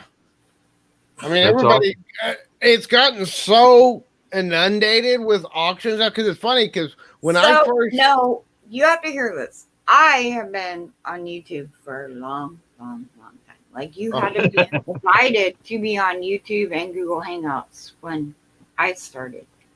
Uh-huh. There are people who have been doing auctions longer than all you people that think only storage auction people that buy storage auctions have been doing auctions. I've got jewelry people. I've got other people that have been doing it a lot longer. Like, right, but what I'm saying, what I was saying is it's been around since as long as YouTube's been around. No, it hasn't. As long as live streaming, pretty much. No, as long as it's only been around about 2.5 years. No. Because I know people that were doing stuff that were selling stuff directly off of their channel 8 years ago on YouTube. Okay. That was when Google Plus was a thing. Right. I was in YouTube and Google Plus before they were a thing. You had to be invited to it. I was too. I was invited. I have a whole nother account. I had the subs on that account. I do not have any hours. The thing is that you got people that are just willing to, they have that itch under their belt, and it's like we've been watching people sell stuff probably since we were kids on TV when they have those little local channels. I don't know if you've ever seen them, or whatever, that turns into what's that channel that they sell stuff 24 hours, QVC. Yeah, I'm saying that's all corporate. That's corporate stuff. But I'm saying, it's like as soon as something like this opens, but I've sold stuff on Facebook before Facebook Marketplace was, I've, it was back in the day when and I have like 5,000 people that I was connected with, and I'm like, I don't care who you are. Really, really cool. I went to a computer shop the other day. Had a floor Atari system y'all could play on together. I couldn't afford it. Made me cry. You know what I bought? A plate holder that's going to hold a really expensive puzzle. Mm-hmm. And a shelf that I didn't even want. And the guy did not realize when he dug it out and offered it to me for $1 that he had $15 on it. Right place at the right time. Right place at the right time. Yeah. No, I just was really disinterested in anything he had. Oh. I'm that kind of person. I am very disinterested in what you have until you offer me it so cheap that I'm like, Right. I don't Right. even want it, but here's the dollar. Okay. Well, we have somebody new joining us. Hello, Heidi. How are you doing today? She's been in the chat half the Great, night. letting me join you. You're Oh, you welcome. want me How are you YouTube? What was doing? that? Nice to meet you. Nice to meet you. I just wanted to say I really appreciate meeting another group of people. I don't think except for Louie, I've seen you before around in some of the other chats, but storage auctions is like a different group from the eBay reseller chat groups that I've sort of been hanging out in. And but at the end of the day, you end up with inventory, right? Stuff that you're gonna flip and sell. So it's the Yeah. same thing, right? Marie, Right? what kind of stuff do you do? What kind do of I do? stuff do you I flip? mostly sell on local apps for nothing less than what you guys would sell it for on eBay or Mercari or anywhere else. I just take So advantage like of the local apps. like Facebook Marketplace or Nextdoor or like what? Oh, I haven't Craigslist. touched Facebook in like 7 years. I do let go offer up, but FYI, let go and offer up are merging. So if you have let go, you need Talking to about merge that earlier with today. I do on Nextdoor. She knows what Nextdoor is. Nobody really knows what Nextdoor is. I'm I'm in that age group. I have a Nextdoor. I'm pretty I know what impressed. Everybody Nextdoor keeps is. telling I me don't to go use on it it. very I much. need to do it. What? I'm pretty impressed. I do Instagram. I sell on Instagram. I sell it off another account. You can set up a totally separate account. Set it up for your town. My Instagram for my town is Longview Wa Reusables. Okay, I want to check this out. So No, you I follow that you channel. can do your. You don't Right, have to do James? Instagram or Facebook. Girl, you start You can do another like account. a Instagram cannot. It doesn't have popped to up be on my connected to your recommendeds one name day. like Facebook. So Okay. you can go into Instagram, you can have your main account, you can have your your main account with your name, whatever your name is, but you can go set up multiple accounts. So I have mine with my name. Mm-hmm. It's my name backwards from here because apparently somebody stole my name. It's not uncommon. It's a French name. So nobody be worried. Anyway, so I set it up. I live in Longview, Washington. So I set it up Longview, Washington Reusables. And that's the site that's just dedicated to reselling because I figure if all these kids can sell vintage t-shirts and all that off that, why can't I sell something off that? I was wondering when I first on Instagram, Marie, like one day I was like, who is this liking? Who is this other? And then I realized it was you. And I was That's like my- getting 2 likes from you. And I loved it because I was like, what? And I'm like, okay, that's cool. Keep liking. I got more likes. You started following me, so I was like, all right, I'll follow you back. Oh, okay. Somehow, Yeah, that's you why told probably Well, because yeah, you can see, because Justin and I both have a second account, but it's Yeah. both our same picture, so we don't mess Yeah. people up here locally. yeah. But Come the whole back thing, like and- you said, like having that second account, I started before I started the Lone Star Picker, and I said, well, I've entertained, getting more involved, and I thought, do I want, and I didn't realize how, like you said, or somebody was saying, it's like all closely simulated. I didn't want to get involved with the YouTube world, but I was like, it's all intermingling, with what we do as a reseller. I have my own account. It's under my other name.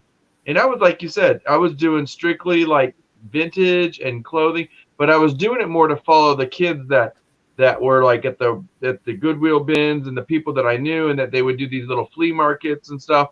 And so I was watching what they did. They always did auctions online. They do the lives, and then they'll like sell their stuff, and everybody's like buying from each other or selling, and it's like, yeah, if you got to open up another channel, just do it. Whatever way you can market it.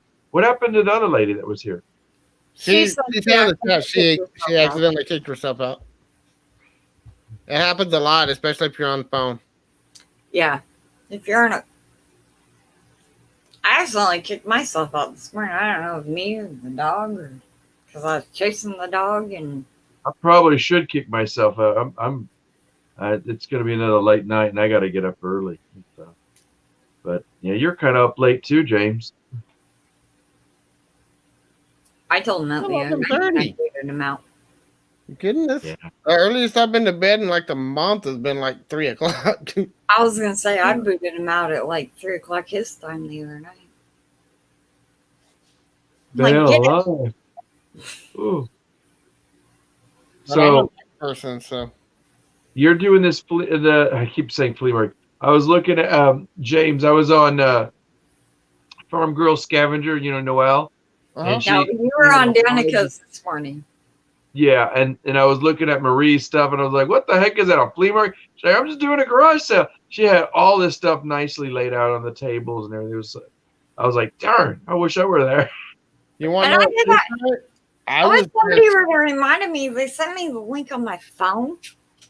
I don't know why the hell I walked out with the computer on there. I could have done it on my phone. I was there too, but I wasn't saying anything because I had it playing. I was listening to y'all while I was listing this morning. James is like, wait, what? Marie's in there? Hold on. No, I'm kidding.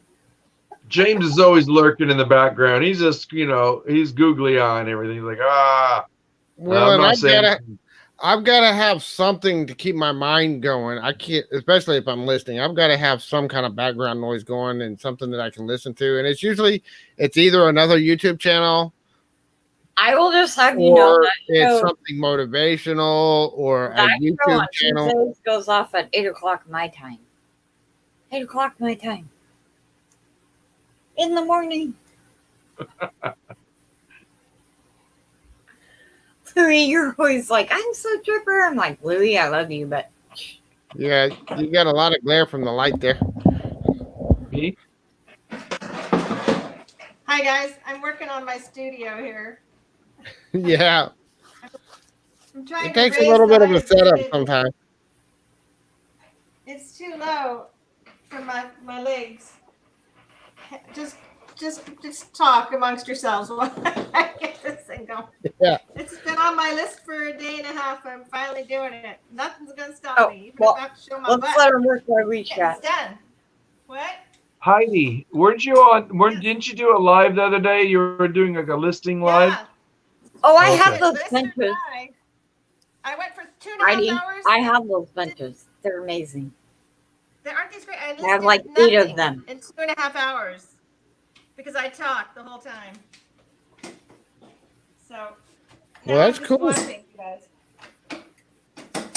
I've had a few of those. Yeah, I know when I first started, I saw a lot of people doing these working hangouts, and I was like, but you're not working because you're talking the whole time. Work done. Ah, there's my toenail. Okay. I have those benches. How adjustable are these? They're not very, you need to set it on the floor and then just put the ring down so it stops folding up on your. Yeah. Locks it. They're not very adjustable at all. Put the leg out, This'll work. slide the ring down to the very bottom. Call it All a right. All right. I have all these like expensive breakable items right over there. So let's not go with that. maybe I'll put this. Break the inventory. I don't want to break my inventory.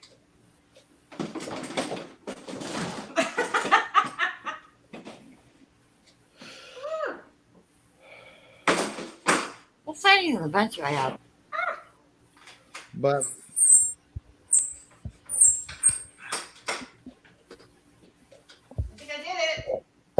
I think I did it. So I gotta flip it back over. huh? So I'll flip it back over. Oh, she got it. She got it. Looks I'm like waiting to see her fall on top of it. Don't, Louie, be quiet. No. We don't want to wish her ill. What? Nothing. You're not talking about me, are are you? All right. Are your ears If you burning? were, that would be fantastic. I need all the I mean- attention I can get. All right. So what? America, do you need me to drop my email in the chat? So you Okay, can email that's me too and then I'll high. send you. You're getting advice in the chat. They said don't cut your hand. That's Okay. America. I think it's too high now. I don't know if it's a he or she, but they live up by Seattle. Oh, They're like 3 hours away from Raise me. my hair. that's cool. Finally, see, they come to YouTube to find people that are right there in your backyard. Mm-hmm. So Smile Time Gifts. I haven't actually Googled where they're at, but they're in Washington too. There's a handle thingy. They said they were in a valley, so they have to be by a mountain somewhere Cool. or a mountain range.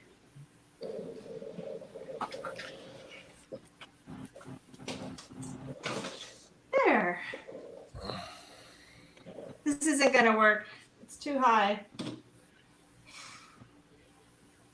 It's either too high or it's too low. Oh well. I'll give it a try for a minute. If I need a massage within 20 minutes, then I know it's a fail. Right? Because if your neck's like this, we have to lean it back. Right? Yep. You guys know what I'm talking about, right? If everything's got to be like a certain way, or you were talking about that, Louis, right? If you sit too long in one position, you get all cramped. Yeah. Yeah. I mean, this is a Maria. I don't see how you stay so thin. This is a hard career for getting exercise, other than picking. I walk a lot. Yeah, but if you're in walk. listing mode, you're not walking that much. See, that's where the difference is in storage units. You get plenty of exercise doing a storage unit. Even when I list, I walk a lot. Really? How do you do that? Okanagan Valley is what he said, Marie. No, Oaken. Smile Time Gifts. I list on my phone. I have an S Note 9. I do it with my stylist. So I literally just copy paste off my S Note. Eastern Washington, up by Canada. So about 6 to 8 hours away from me.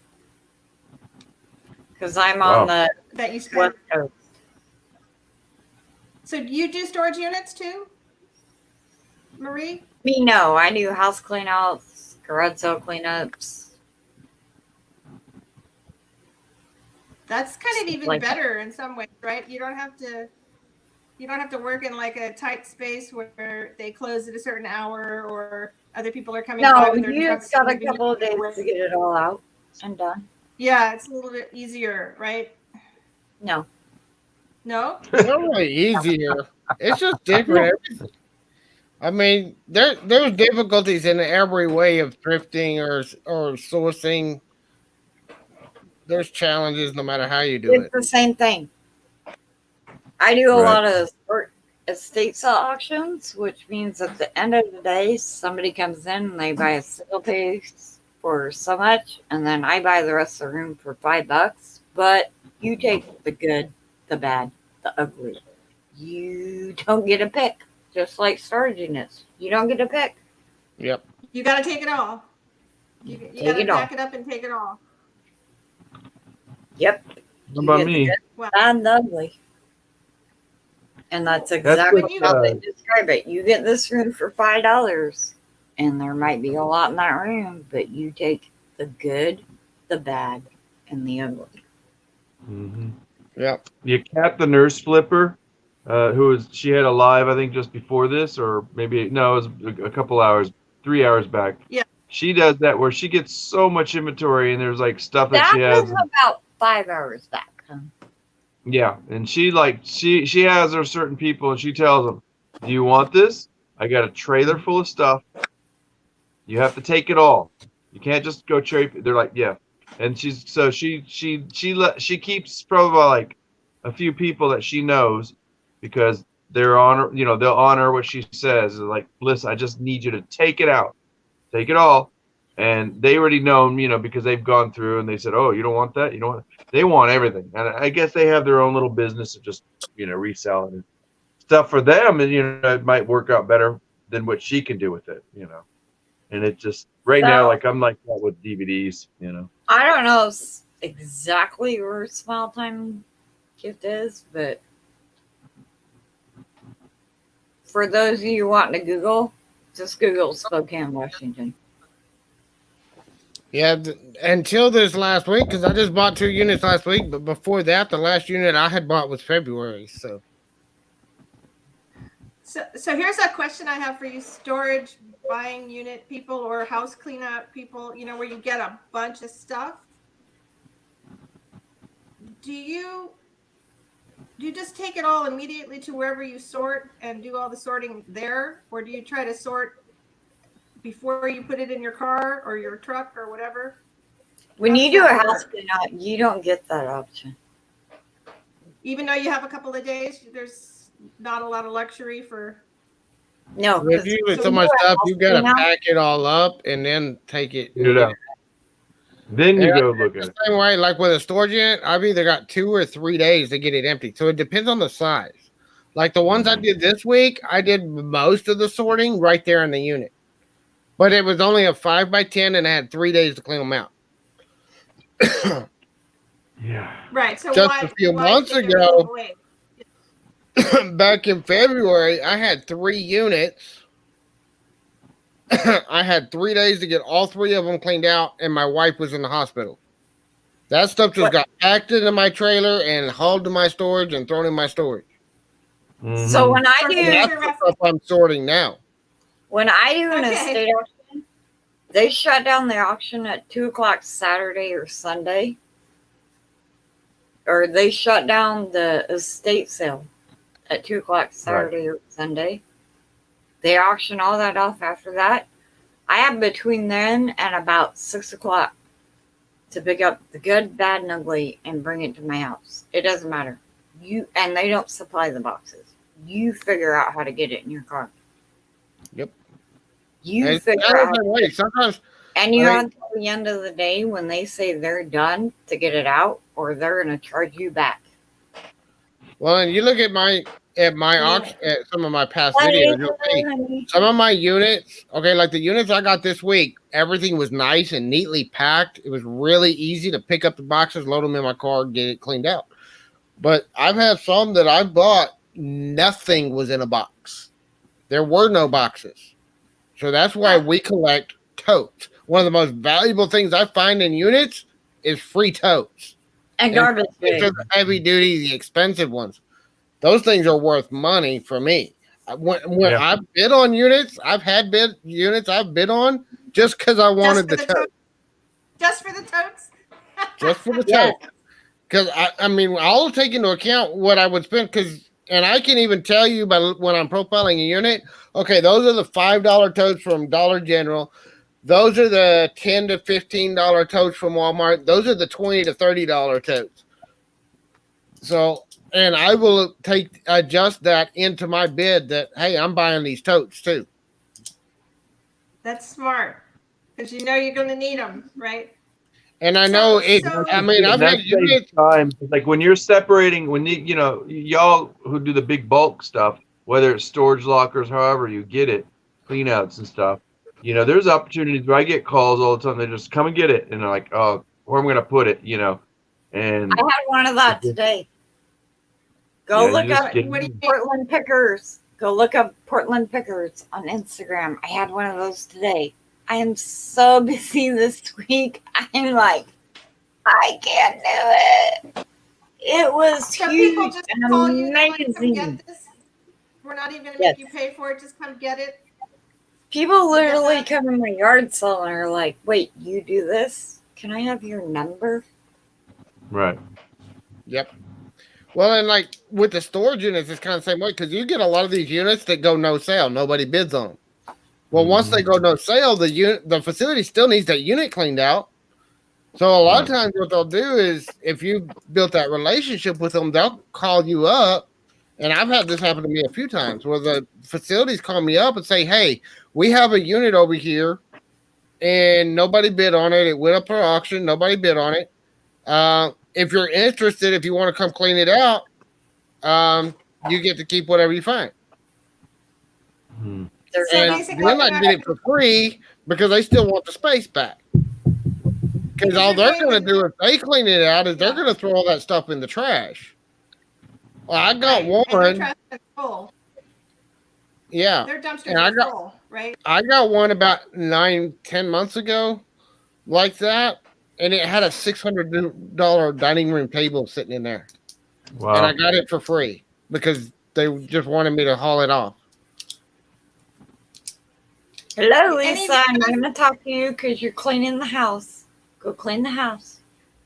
No, I'm kidding. Hello, Miss Lisa. Thank you, Lisa. Hope you're doing well. Dave Vickers is But here. you get those freebies. But I mean, there's still a lot of work even with the free ones because They the are. reason they go no sale a lot of times, like that one. It had the dining room table and there was a curio cabinet in there, but it wasn't in great shape. And then there was And a my bunch neighbors. of trash, and none of it was packed up. There was a bunch of bags of clothes and just stuff thrown all over the place, which is probably why nobody bid on it when it went up for auction. So during the summer, even my neighbors bring me stuff to sell. They just Like give I it have to a you. neighbor. No, I have a neighbor out back Oh. that'll bring me stuff to sell. He's got a certain price though because he wants a certain price to make sure I get my money out of it. And then I got a couple of neighbors across the road that literally set it outside my gate to my backyard out front. They just deliver stuff to you. That must Like be nice. it's nonstop all year long. Okay, You don't even guys, have to go sourcing. The sourcing comes to you. you guys help me out here. I'm a newbie-ish eBay seller. Okay, I've had an account for a while, but I just recently started doing it seriously, and I keep getting offers on this cup. Actually, I don't get offers. I get a lot of watchers, and then I send them an offer, and I have it listed. It's $8.99, I think, and I send them offers for $7.50. And this guy lowballed me at $5. Tell Yeah. him I've no. been getting a lot of interest on as far as watchers, right? If there's a decline So- button, like on something that's lowball, usually, especially if they're Oh, no. ridiculous when you got a higher price item, And you can I decline. I put decline, and sometimes I And- block them.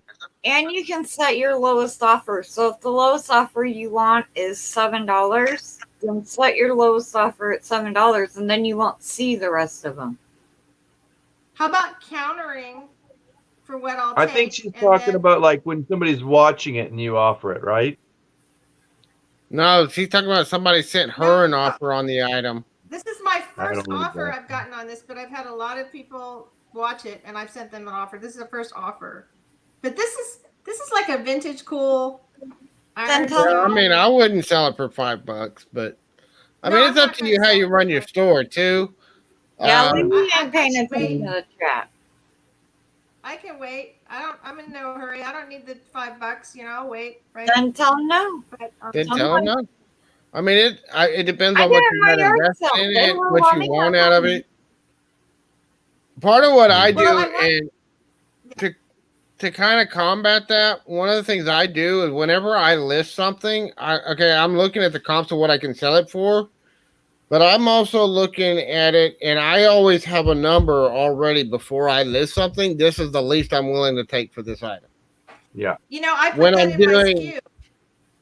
I do that when I list. I put it in my SKU. I say, what's the rock bottom I'll take for this? And it's in my SKU. So I always know how much I'm willing to take rock bottom. So in case I forget, right? So I then have to when look at my people send you an offer, you look at that. If it's less than that, it's an automatic no.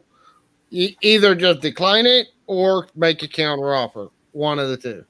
But Yeah, I think I'm Yeah, gonna make sure you counter. don't lose money on shipping. Please I tell mean, me I had a $100 item listed and got a $5 offer on it one time. That's before I Heidi? learned about how to set your minimum and maximum offers. Mhm. please tell me you don't have free shipping on that. I don't. Okay. I have calculated shipping on 99% of all my stuff, but there's a few Good. cases where I've done free shipping. But yeah, No. because I did No, that. no, no, I no, no, did no, no, that. no. I did that like not this round, but like maybe a year ago when I toyed with it, and I had that happen. You know, I did like a 99 cents auction for something that I thought would sell for $100 or something, and it sold for 99 cents, and I paid shipping. It was a disaster. So Oh. here's the thing. You always hear on YouTube, the people on the East Coast always bitch. It goes to like Cali or Washington. I live in Washington. I know a few people who live in Cali. It costs us just as much to ship to your butts on the East Yep. Coast as it does for you to ship to us on the West Coast. So quit your complaining. No free shipping. Oh, I got a good one for you. Free shipping. I have this It depends on Pyrex. what it is, though, too. James, do you know how Say hard it. that was to like not? Well, like, okay, I've got my DVDs that I'm listing right now. It cost me like $2 to ship on media mail just about anywhere in the country. I'm doing Right. those, but I'm also calculating that shipping. And it also depends on your location. Like you're on the coast. If you're going all the way to the other coast, it's different. For me, I'm in the middle of the country. Not So I really. know what it costs me to go to Florida. I know what it costs me to go to Cali to You're like 2/3 of the way across the country. I've driven there. You're You're in about Texas? 2/3. You're not. Well, I'm not exactly at the halfway point, but I'm saying I'm about in the middle. I'm somewhere near It the depends middle. what part of Texas. It's so big. It's like a whole country. Yeah, it is. But I mean, we're I know. bigger than I some love it. countries. What were you going to say about Pyrex? That's my favorite topic. Oh, Pyrex? so I went to an estate sale last weekend, and man, I cleaned up. I found some good things a little early, but the first thing when I go room to room, and I was telling like James, I scan and I probably grabbed too much and put in my box, and I should have like really went. I didn't even take the time to go, but I got out of there, and there's probably three items I didn't need to buy. But long story short, this Pyrex was an antique one, and it was called Amish because of the design on it. On-ish. Yeah, Amish. tomato. But there's the turquoise, and then there's the white one. You know, anyway. And I found out that the pink ones are like really worth a lot. I have a turquoise one, and I was like, wow, you know, I only got it for $3, and it was like $30. And that's without a lid. And so I listed it, and everybody, I already got two people, and it's so funny. I think it's the same person using a different eBay. They go, "Can you sell this for $20?" And I'm like, "No, right now." I said, "I can't right now. I just listed it. Thank you, but I'll send." I sent them an offer because you can do that when they write you. You can write them an offer back. And then so now I got a new one. They were more honest, even if it's the same person. They said, "I'm in Canada. The price is going to kill me on the shipping." And they said, "Can you sell for 20?" So I'm like, "I'm going to swallow your cost, So I just wrote it back. I said, "Listen, let me know, and I'll take it off of global shipping. I could probably get you a little bit cheaper shipping, but I said, what are they charging you? Because I know global shipping. They don't know. There's this one screen you can see how much they're charging. I'm like, one time somebody bought something for me like $20, and they charge about $20 for shipping. It's just like ridiculous, So I got to get the. How I did got to you get even the. get global shipping? What's that? Finish your story, but finish your No, story. But then I need to ask. by the way, Yes. I'm talking strictly eBay, by the way. So eBay has a button that you push for global shipping, and it basically leaves the floodgates open for. Go ahead. Go to GPS and eBay. I've Global never shipping found it. program. There's only Search standards. Google global. When you're search listing, in eBay. Search global it's under shipping your list. program. When you do your listing, let me list. it's about midway down, and just before, right where you do your shipping, there's a little button, and you put global shipping. Okay, I'm going to Trying to list this figure out out while what you that guys said talk. earlier. Then we're going to get to that screen, and we're going to find it together. Okay, that little button, because I've never seen it. It's there. And Yeah, use and the phone, Louis. Yeah, you'll to be able to this? do it on the phone. Yeah. Okay. Yeah. Mhm. Be careful on the phone because it sometimes tends to set shit to free shipping. It hasn't Sorry. happened to I'm me yet. lucky. And then I you heard get about an that. international order and you have to pay the international shipping and it costs you way more than the item cost. Be careful Right. on the phone.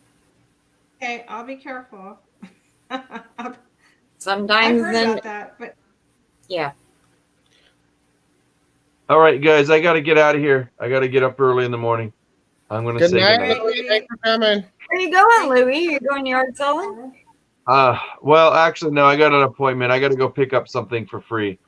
I picked up one thing from Facebook Marketplace, and tomorrow I'm going to pick up some shoes and stuff. Ain't nothing wrong with yes, that. hustle. Nah. What's that? Always You pick up some free Jordans? I Well, wish that- they were. No, I actually today I picked up some free bicycle shoes. They had where it clicks into the bicycle.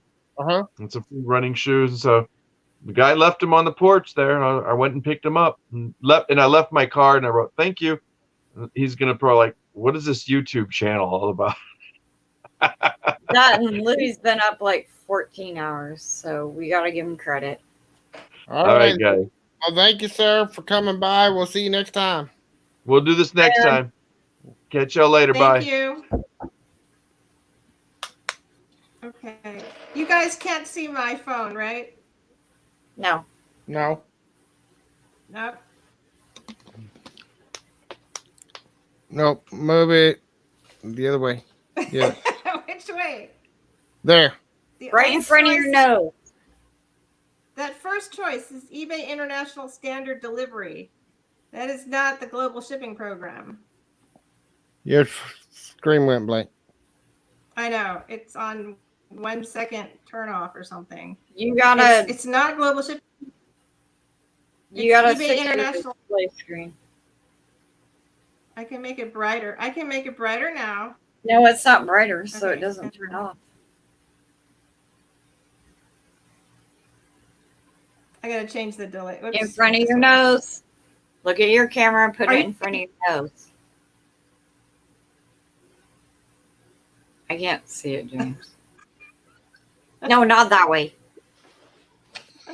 I'm putting it in front of my nose. I know, What you said. but you gotta look at your camera. Put it- Oh. Sorry. This is my camera. I take pictures with it all the time. No. Okay. No, the Okay, camera's up look at the at top. It's up at the top. There we go. Stop trying to look at your camera and put it in front of your face. There we go. Okay, James, now you tell her. She's trying to look at the camera. I'm not. Move it over. Okay. Whoa, whoa, whoa. You moved too far. Now I can't see it again. You had it on the camera. Now move it down. Move your phone down. Move your phone down.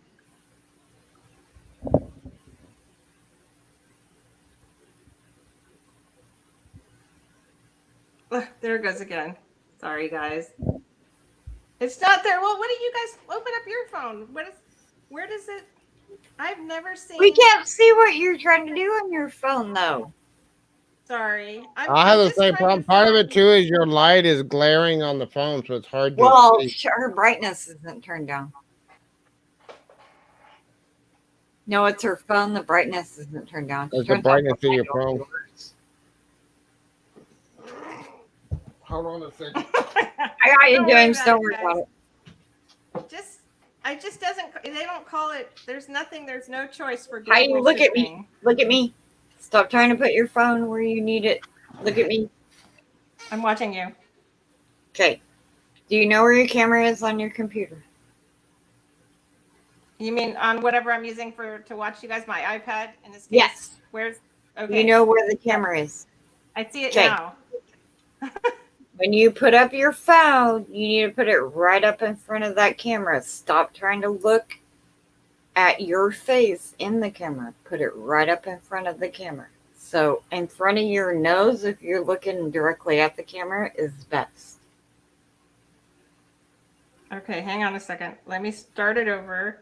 so that you have all the options. I now see where the camera is, which I hadn't seen before. Thank you for that tip. It's on the left, not straight above where you Hold think it on, would be. James is trying to find it. Okay, so the first one is the one I always pick, which is standard delivery. And when I got my first international order, they had me send it to like somewhere in LAX, you know, in Los Angeles. So you're on the West I- Coast? Yeah, I'm on the West Coast. I'm in California. I'm San Diego, and That I makes had sense. I had the address for the customer in China or wherever it was. Oops, All right. sorry, I'm doing it again. Now move your phone down. Yeah, she got it now. She got it. I'm coming down. You want to go Okay, the other can way? you? Right? No. All right, Get stop. it. Stop right there. See, that's not on there. It's under Ship International, then Global Shipping Programs. There is no global. I'll scroll and you'll see the rest of it. No. Go to the bottom. It's just So Maricat okay, said it's under International. So you need to click International. I did. That's how it all started. But And see, then let me show you Global- mine. This is the difference. Okay, here's mine. What the heck? You guys have got to turn down your brightness on your phones. Yeah, it helps. You're right. It's too bright otherwise. So see, oh, No, now you're in your brightness, James. see, there's mine. Okay, you got And international. that's But see, you Hold scroll on, James. down, Quick. and at the very top of that screen, instead of going up where the international services are, at the very top of that page is global shipping program. Click on that.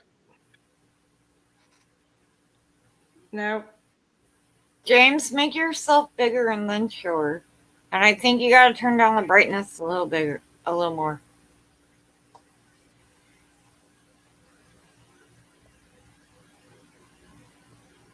I'll dim it down as far as I can.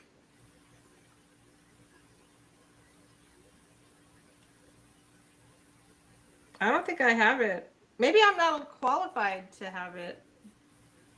No, you should be. It should There be. should be a thing on there that says learn about global shipping program too. Right. Hold on, let Dream show you. Are you on an Apple? Because sometimes am. apps are different. See, sometimes the apps are different on an Apple than an Android too. But that's all right. I- Sure, anyway. But here's mine. It's See, so mine, the cool. global shipping is right there at the very top of the international shipping. Go slow, Yeah, James. see, mine isn't there. I'm going to check to see if it's available if I tried to list using the Seller Hub, which I don't like to list using the desktop.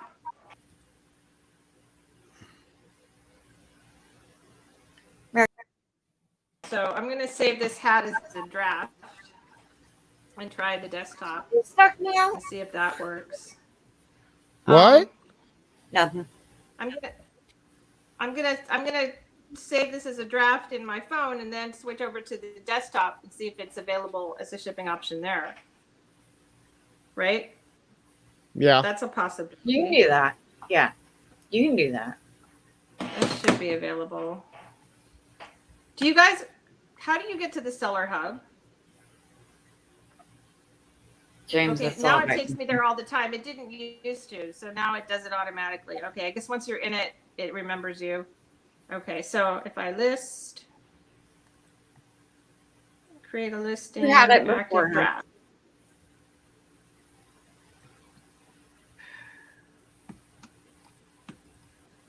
So talk to me while I'm doing this. Talk to me more about doing online YouTube sales. However you do Okay. it. I mean, So, don't you have to I mean, it just auctioneers depends. What do you want to know? Well, I mean, if I just wanted to start, you know, I have all this jewelry that I bought, like bags of it. And I want to, Okay. I see people like opening it up and sorting it and talking about it. And then other people do something similar, but then they say, this is pretty. I'll, you know, let's start it at 5 and if you're interested, put 5 or 6 in the thingy, and then they buy. Then they send a PayPal. But I don't really have followers, really. You know. Yeah. Well, I mean, it would like I take said, a while when to I did grow my it, but- very first auction, I had. So are you? Well, hold on, James. Are you talking about doing an auction or buy it now?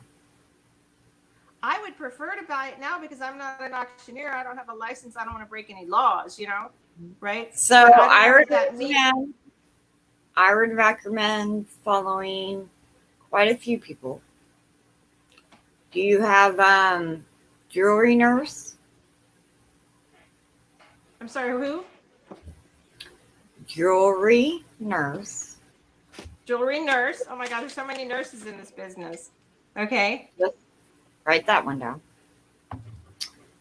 Do you have Cindy Loves Jewelry? I don't have any Sorry, of these James. people, Cindy. Don't mean to step on you. Did you say Cindy Loves? Cindy Loves Jewelry. Barbie Crafts.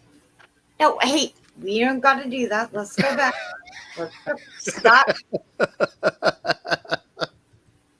What? James is being a. Anyway, Barbie Loves Crafts or Barbie Crafts. Did you say crafts or crass? As in Barbie? that was crafts. Crafts. CRAFTS. Okay. Let me see. Who did I give you? You gave me Jewelry Nurse, Cindy Loves Jewelry, Barbie Crafts. Vicky Porter.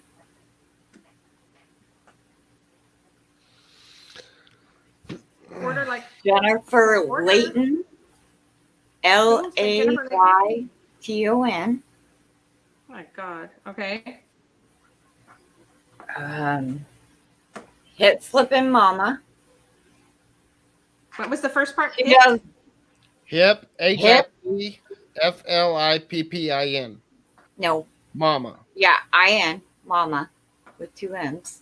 She does buy it now and auction, so that would be a good one for you to start with to Okay. see how you want to do both. It depends on how you Both want of to do them it. will be. And like But was one of that the great auction? things about Buy It Now, you don't even have to do Buy It Now's live. I know Donatella Right. started doing this where she's recording Buy It Now videos and just having people go into the comments and type the lot and so Right, which is what they're all doing. But those are all jewelry people for you to watch, and then you can spread out from there. There's Kathleen Crass. She does more than just jewelry. She does paintings and whatnot. Is that a I'm just C or a pulling K? those off the Kathleen? top of my head. I'm not pulling them off my subscription list. What, honey? Awesome. Okay, well, I'll watch some of this. I mean, I'm not going to dive into that like now, but I'm thinking long term. I just hate the idea of taking photographs of all those little pieces of jewelry. You know, I'd rather list bigger things. I like That'll give you a general idea. They'll give you a general idea of what you're going for. That's Yeah. why Jim can be like, and a lot of it you got 9 auctions going on. I got 9 auctions going on because there's 9 damn auctions going on my phone. uh-huh. But And the you thing running them? is everybody, whether it's Buy It Now's auctions, everybody's doing things a little bit differently. right, What I do is I watch everybody else's channels.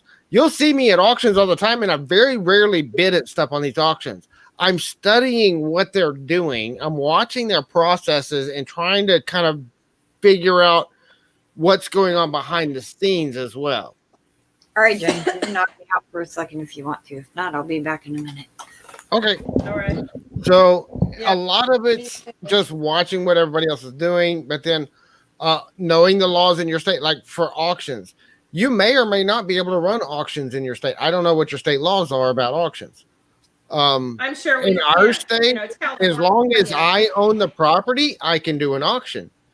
If I'm auctioning somebody else's stuff, that's why I don't bring other people in. I don't have other people come onto my auctions because I can't run an auction where somebody else is selling or somebody else is auctioning can because I have to be a licensed auctioneer to do that. Are you in Texas or what state Mhm. are you in? I thought Texas. you were Texas. Okay. Yeah, California, our laws are pretty, you know, over the top. They just, if there's a way to regulate, they do. So I would guarantee that you have to have a license to But probably there's a lot auction of your own people I stuff. know in California that are doing auctions on their YouTube channels.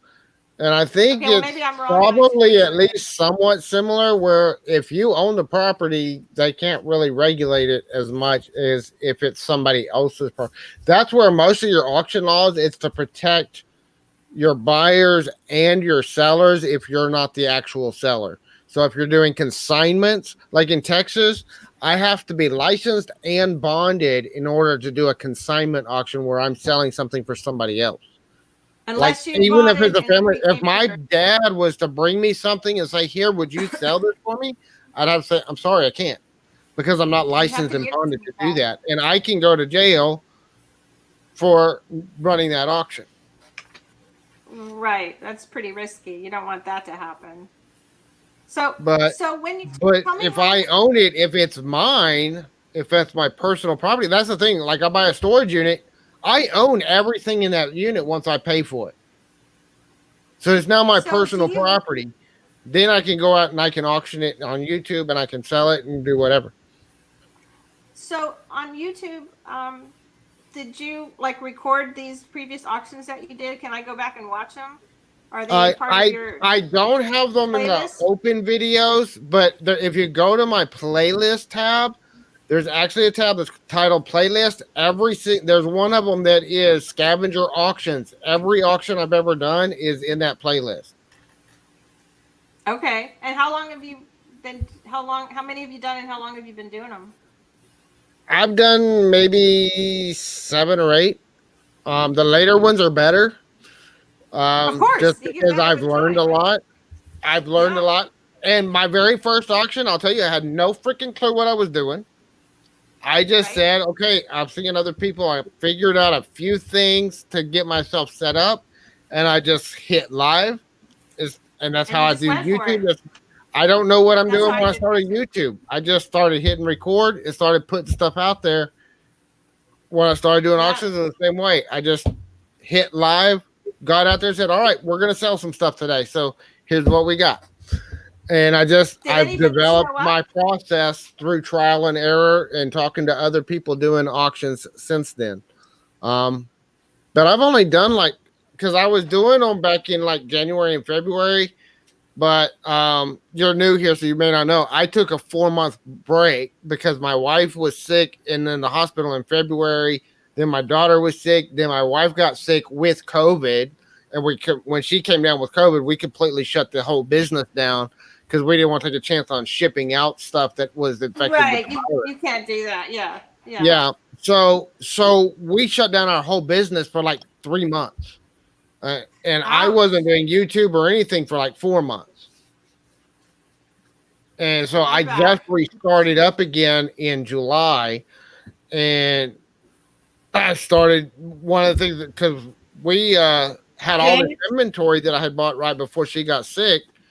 So we were like, we got to get rid of stuff. So we started doing bulk auctions. Most of what I'm doing at auctions is big bulk stuff to other resellers. did you go So- watch?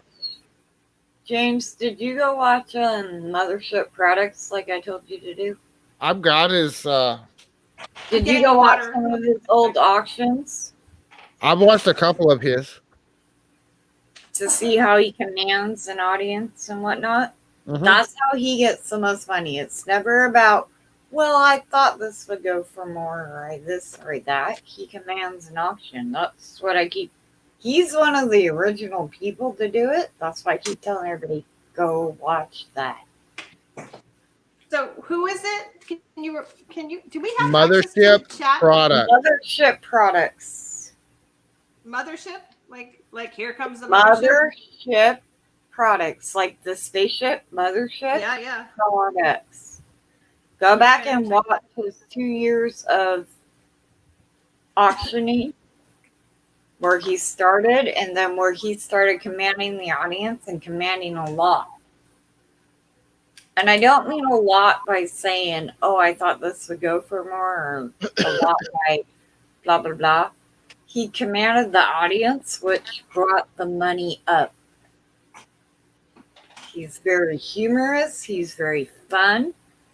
Mm-hmm. But he just commanded the audience. He didn't get down on the numbers. He just commanded the audience. And that's what brought the numbers up.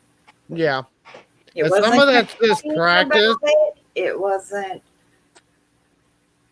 A few times he's like, oh, I thought this would go for more. But he always had a fun smile. He was always into it. He didn't get down on it. Yeah. He didn't whine. If Come you on, want to people. auction on YouTube, I always recommend you go watch him. People think, Okay. the storage auction people and everybody started off with it. They did not. It was Dwayne, and then the jewelry people, and then the storage auction people went boom. They blew the hell up, which is part of the reason why he got the hell out. Well, there's a lot of people that just started doing auctions this year. I think part of it's because everything going on, and some of it, especially the storage community, a lot of them that used to flip stuff at the flea markets and no flea markets open, so they needed some place to offload. Hey, there's nothing wrong with it. I'm all for it. But you can't hardly go anywhere nowadays without somebody doing an auction. Right. Which is why I don't necessarily watch them a whole lot anymore, because I don't have enough time. Yeah, Well, I you don't don't watch wanna everybody's, but I had one on my channel the other night, and I didn't even know I was having one. and you'll have people. I mean, I'm sitting here doing my regular weekly live, and I have people coming in asking what's for bid.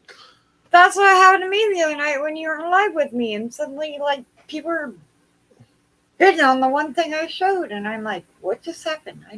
I don't do Yep. do auction. Well, and we were doing like a show and tell on Music's channel a few nights ago, and we wound up selling like 3 lots. Hey, ain't nothing wrong with that. I'm not Me saying and Krista Goose and Benji were all in there. We were just showing stuff off, and talking about it. And I actually had some stuff I was showing because I was asking Chris about it, and then people were bidding on it. I'm like, wait a minute. I didn't know it was for sale. It's a new way of selling, and people got to realize that too. It's one more platform of selling on. I'll tell you one And person that's good at doing auctions to watch if you can find where he's at. He does it a lot with T over on every Friday, and I know he does steals and deals and a few other. It's Chris the Goose. That dude knows how to do an auction. Yep. And you watch his lots. Some of his lots, I mean, most of his lots bring like $100 or more. Yep. There's quite a few that do. So he's putting up value lots, right? I mean, I watched Don. Well, because that's what he's Some getting. of them. And sometimes it's just that's like small what he's amounts getting. of small things, They're not valuable per se. But I mean, there's a lot of other channels. I mean, I half the people I follow are doing auctions now. I'm subscribed to almost 300 channels, and most of them are doing buy it now or auctions on their channel. That's all you got. Okay, because that would probably be the route I would go, is buy it now. So, but are they mostly doing it for the consumer? The direct No, they're consumer, or are they mostly doing doing reseller well. auctions? They're doing it consumer, but they're kind of doing it resale too. But if some of both, the price commands it, the auction is. If the price commands it, the auction is kind of the way to go, because even resellers know a value in a lot of crap. So you said you're not doing auctions, Marie? You said you're not doing them, or you are doing them? No, that was an accidental. That was I was live, and that was not an intentional auction. We were just doing a chit chat live, and she was showing something in her room, and people started bidding on it. Because it was kind of cool. You like to sell your stuff locally, though, right? You just like offer up, and so do you? So Let Go, for all of you that follow me, I like to do local. Let Go is about to be no more. They merged with HomeGrab, which is great. It means this was less platform I gotta post on other than now. But I do pretty good on the local app, especially now it's getting winter and raining here. Not quite yet. but about to. So offer up, and what's another local app? Next door. I do What else? It's called 5 Miles. I've never heard of it. I've never heard of that one. Most Is people that with the haven't. letter 5 or is the number 5? Number. 5 miles. So within 5 miles. Oh my gosh. That's, Well, they say that, but you can see within all It's over the local, U.S. yes. Yeah. yeah, it's just so 5 mile. But offer you can up. also do next door is all about what's going on with your community, but you can sell them there. Yeah. I do Instagram and hashtag it with all the local cities and counties. Now I've I been know doing there's- some tests with Sorry, go mine ahead. too, and one of the things I will tell you, because I've done a couple of tests lately just to test things out because there were some ideas I had and I thought about it, and what I was testing turned out to be true. Is if you're doing general merchandise, try to lot things together that go together and do more niche specific auctions. Not like all your auctions have to be in that niche, but if you're doing a particular thing, do that kind of thing on an auction. Like do all jewelry at an auction and have a jewelry Right. auction. Because then you can get the word out about your auction or buy it now if you're just doing a buy it now. Because you can do a live show. It doesn't matter whether you're doing auction or buy it now. You put it up there and you say it's a buy it now. So the one good This is one- what he did. the one good one to go watch for buy it now or auction would be Jennifer Layton or Hit Flippin' Mama. Yep. They I follow both of them. I didn't understand the word, how to spell what you just start. Jennifer. Jennifer Jennifer. Layton, Layton. Okay. I might have seen her. She does a I, lot of it, I right? think you just wrote it down. I think I wrote it down before. Yeah, she was one of the ones you told. Both of those were names she gave you in the list earlier. But that highly recommend, right? Okay. Yeah, those are really good for buy it nows and auction stuff. Go watch them and see what they do. Yeah, watch what they do. The other thing that I would recommend, and I don't see a lot of the auction channels doing this, but it's something I've done in the past. Is actually something I did in my first few auctions. I haven't done it since, and I'm going back to doing it now because I saw a difference in how my auctions ran. I'm going through and setting up all of my lots before the auction. So I'm actually writing down on my computer a list of all my auction lots and what the starting bids are going to be. And so I'm putting that in the description of my video. So when people are watching the auction, they can go and look at the list and see what else is coming up. And that's going to keep people, because that, especially if you have some of your better stuff towards the end of the auction, that's going to keep people staying through your video. One is going to give you better watch time, but it's also going to keep people from just bouncing because they don't see what they're interested in right off the bat. Great. So they know it's coming, right? Like, okay, Yeah, do so like a preview video or something like that. One, I do a preview video, but two, I have that list in the description of the actual YouTube video itself where we're on the live. They can check the video description and see exactly what's coming up for sale that day. And then they can decide if those are the items that they're interested in, then they're going to stick around. And then it's also about just getting the word out. As you do it more, you're going to start meeting more and more people on YouTube. And you're going to start, and as you go to some of these auctions and just watch, you're going to say, okay, this person always buys plush lots. This person always buys jewelry lots. This person always buys a database of what people buy, and you let those people know, hey, I've got this lot coming up for sale. And don't ever feel offended by stepping on somebody's toes. Don't ever, if you see the big leaguers going live in an auction, don't worry about it. Go do your own. Don't worry about it. Yeah. You might only get a few people to begin with your first 5 or 10 times. Don't let that discourage you. That wouldn't bother me. There Yeah, is not enough. There is not enough time on YouTube for everybody to make a time slot. So just go, And remember, you need 2 bidders to make an auction. right? And you Or need even one. I had one person my to have a buy best it now. auction was I had a sports cards auction, and I did a crap load of marketing. I told a lot of people about it. 90% of them showed up about an hour after I finished. But I had 2 bidders on that auction. Every single lot sold. I was in that auction. It was And I made like, some good money on that auction. I was outside working on stuff, but I was And you in that watched it. auction. I told you I was there. That's awesome. And all it was That's was so cool. sports cards. And I don't know anything about sports cards, so I don't know how to. I can't say, I oh, don't yeah, know. this is a good player. Y'all need to bid on this one. I don't know anything about them. So I don't know I was the just people telling that them to get rid of them. bought them from you knew anything about them, but they bought them because it was you. But And they that's paid a lot of money for them. You know, I don't get I have like discouraged. these two.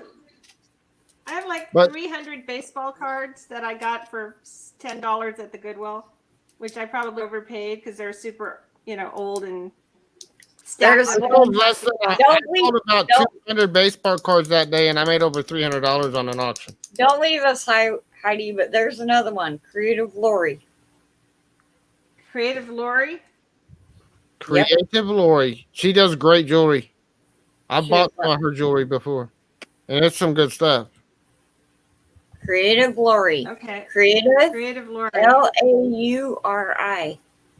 Okay. No, I'm gonna check that out because it's it's fun to list and it's getting stuff on eBay. It's then you wait. You wait Yeah. for somebody to buy. And some days like today I only had like one lowball offer and It's I the don't same think with I've the had local apps. any sales. And people really don't understand that. You can do the eBay and you can argue with the eBay and you can do all that.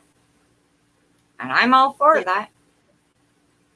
But it's Yeah. the same on the local apps. One sale You all can- day. So it's like You can it'd be argue nice with to the have another way people. to move stuff. Yeah. They lowball you. Here's the thing, but this is the thing I always tell people. I live in an area that can do this. I do not go and start my car and drive anywhere to meet anybody for a local pickup. If they can't drive out front of my house, they're not getting it. And I get people from Seattle, and I live 3 hours away from Seattle if I'm driving. America, don't yell at me.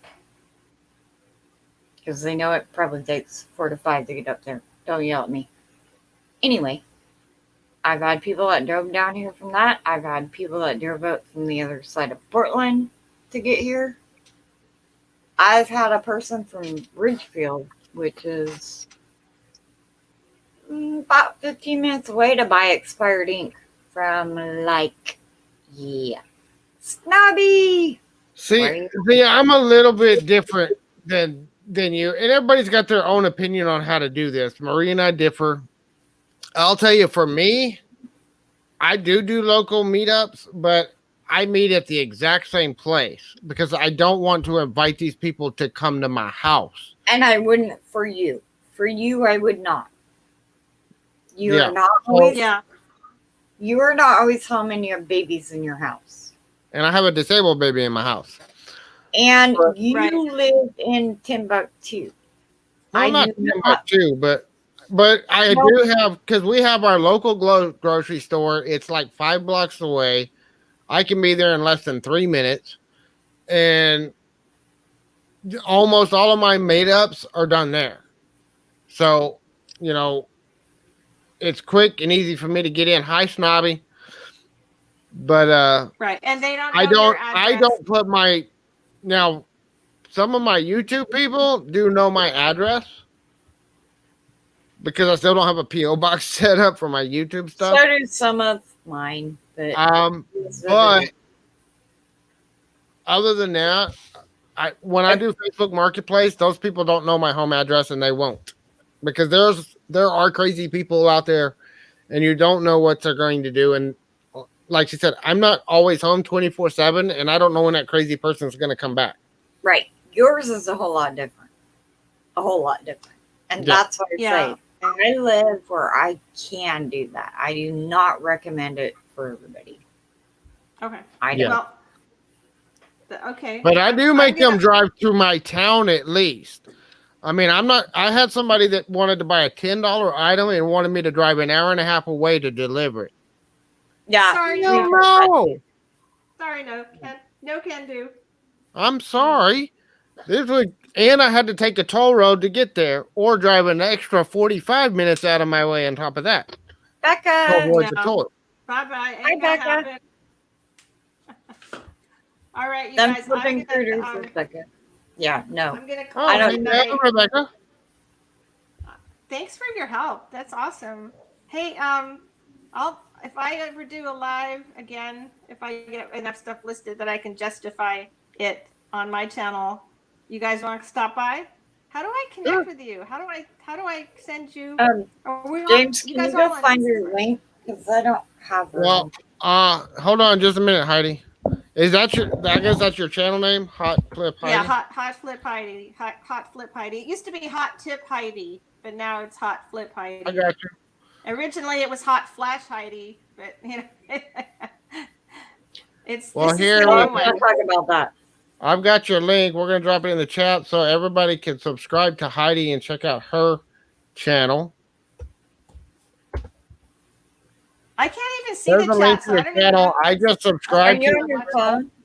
and I clicked the little bell notification. So whenever you do a Yeah. live stream or whenever you post a new video, I will be notified about it and I'll be checking it out. That link's not working, James. It's not okay. It So you have says to oops, find my an channel. error. You got to find my channel, which you could find by searching for that name, but it's like Zizish TV or something funky in the thingy. Zizish TV, which was Are like you on the your- original YouTube. Are you on your phone? Heidi, are you on your phone or the computer? I got I'm it. on my iPad. I just reposted it and that one worked. I Brad! Hey, buddy. How you been? Does that I haven't work? seen you forever. Yeah, everyone subscribe to me. I need more subscribers because Okay, I found you. Thank why you, not? James. I mean, thank you. Yep. And if anybody, I'm going to come back and watch this. Can we see the chat? Is it going to show up again in the replay? All the chat It stuff? will, but you have to give it links about aren't 2 or 3 clickable. days. Okay, but then I can come back and get everybody's name. Diary of a Flipper. I want to follow you. I want to follow everybody that Hello, gets into Louis. these chats. You know, Sorry. Diary of a Flipper. I hope everybody's That is well. Brad. He is from Australia. Oh, In that's case any Brad. of you- Okay, His name is Brad. He's from Australia. Marie, This what's your interview- channel? Put that in Mine? the thingy. My name. It's my name. It's just. If I'm it's in a just white Marie, you're top, the- if I'm in a white That- tank top, don't sub to that one. No, that's the wrong one. Yeah, that's I'm in the me. wrong window. Hold That's on. me. Thank you, Storage Scavenger. That's me. Zizich TV. I don't remember what Zizich was. Business number 1462.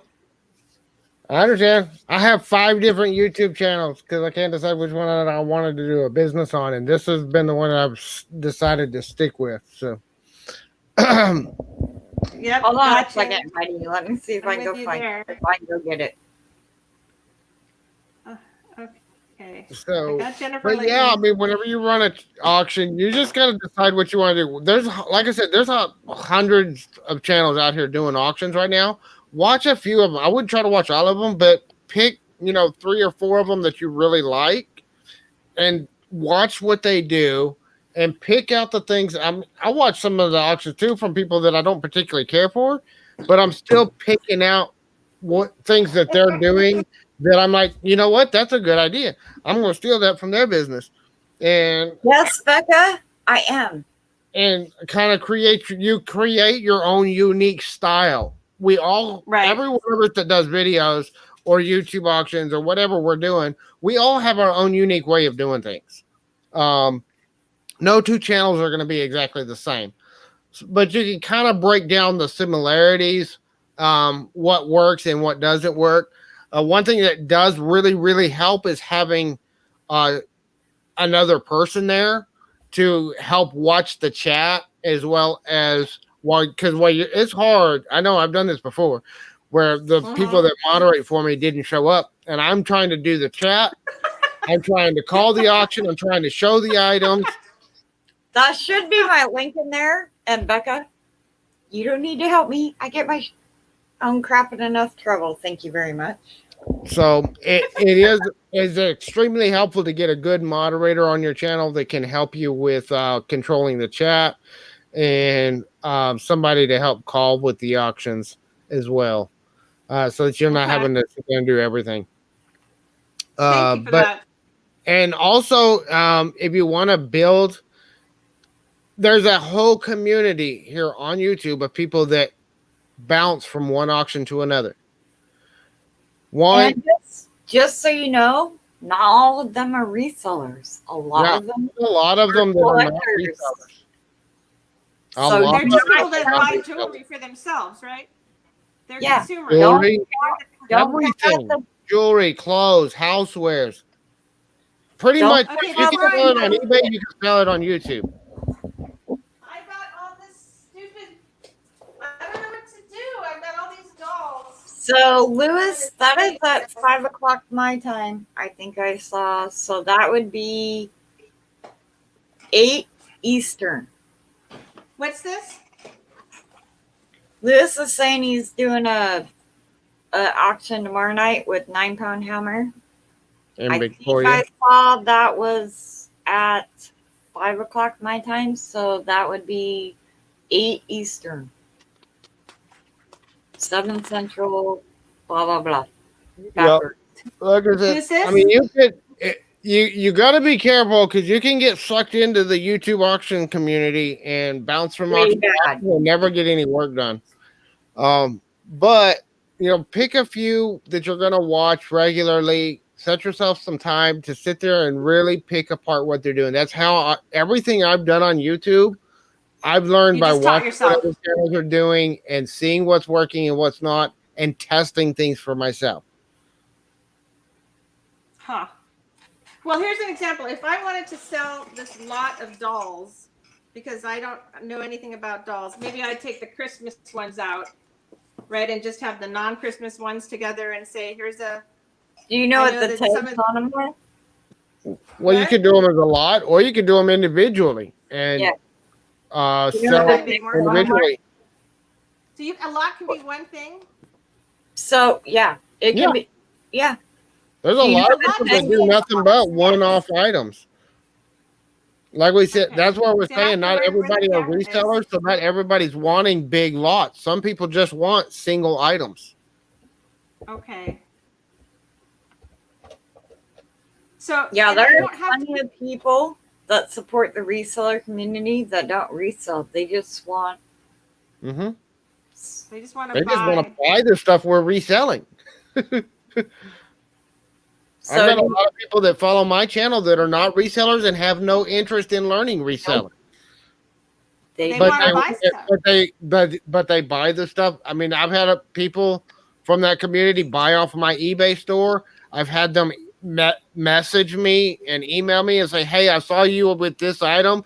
Is it still for sale? How much do you want for it? I want a lot for me. Yep. When you do those, but remember whenever I said with your eBay listings, you want to figure out what that least amount possible that you're willing to take for it is. This is my personal opinion anyway. Okay. When you're doing auctions, you want to take that, and that's where you start your bidding price. Becca wants to know what the back of those dolls' necks say. What do they say on the back of their neck? See, I don't know anything about dolls. Let me get my bright studio light on this. It says horse. Well, there's Mr. OSP. Horseman Good morning, Chris. No, I'm kidding, Chris. Hey, buddy. Then, I love you. Can't tell. It says for something. Horshman, Horshmann. Sorry, one. So you N. need to look that up before you auction it. You can auction that in a whole lot. Even the non-resellers will still buy it. They just aren't very happy. Okay. You can buy. I mean, Thank you you, can put Becca. one item. You can put 2 or 3 items. You can put 100 items. A lot is whatever you decide you're going to sell in that particular. Smile Time Gifts wants to know if you want to auction those dolls off now. Right. No, because I have not looked them up yet, and I just got good advice from James saying do a little research first. But thank you, Smile Time. They did say just kidding. I mean, Smile I don't Time necessarily. is a very professional pro, so if he's suggesting it, I'm wary because he might not. I don't necessarily do the deep research and find out every detail about it, but I at least do some cursory searches and look at some stuff and get an idea of what it's worth.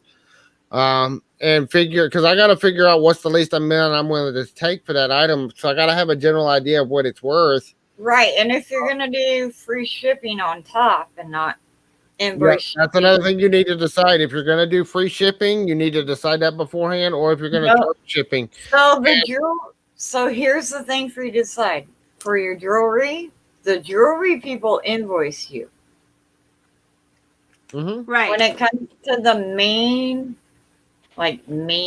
YouTube auctions, those people generally let it go without shipping, but sometimes they invoice you. So you have to really decide your price to start with. So that's where it's good. I would not jump into this till like tomorrow. I would go watch. Oh no, I don't intend to jump into it tomorrow. It's just something. Yeah. It's I like was within a watching other month, people's so- auctions for like 3 months before I did my first one. Yeah, I want to get my apart. store. And this is again where I do it. I've tested stuff. I've done auctions where I did free shipping. I've done auctions where I've charged shipping. I said different price points, and I've tested different price points for starting bids and different strategies for starting bids. And I'm still learning it. Like I said, I've only done like 6 or 7 of them myself. Every auction, I'm trying to learn something new, and I'm trying to improve how I do it. Yeah, Well, I'm one definitely question- watch for a while. Okay, But- but one question And then that I also, never- don't be afraid to get out there. If you want to start doing the auctions and stuff, start getting on with some of the other channels that have guest auctions on during their auctions, because there's a lot of them out there that allow other sellers to come on and sell with them.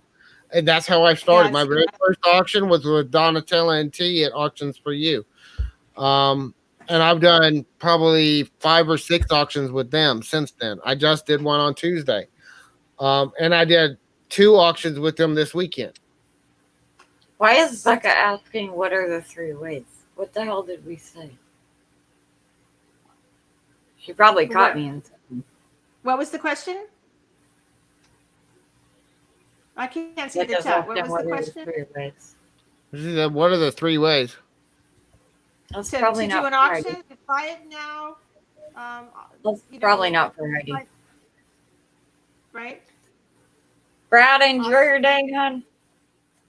All right, I'm out of here, you guys. Thank you so much for letting me come on, and it's nice to get No, to know you Brad. guys. Brad is leaving. He's in Australia, so he's Yeah. like a day ahead of us. Okay. All right. Have a good day, Brad. You guys take care and smile time, smile fun. What the heck? I can never get that name right when it's not popped Smile up. and I time can't see it. gifts. Yeah, we threw a That's lot it. at you there, but if you have more questions too, you can email me. My email address is my username at gmail.com. Storage Put it here about you. is my Well, if you guys email. want to help out and be my moderators on my first auction, might be 3 weeks from now or something. I'll get in touch. Yeah, I mean, I would give it a month or so and, kind of look even at what other longer. people are doing. And then if you have Yeah. more questions, feel free to ask and we'll see what we can do to help you out. Okay. All right. Becca, Well, did take you care. change your name?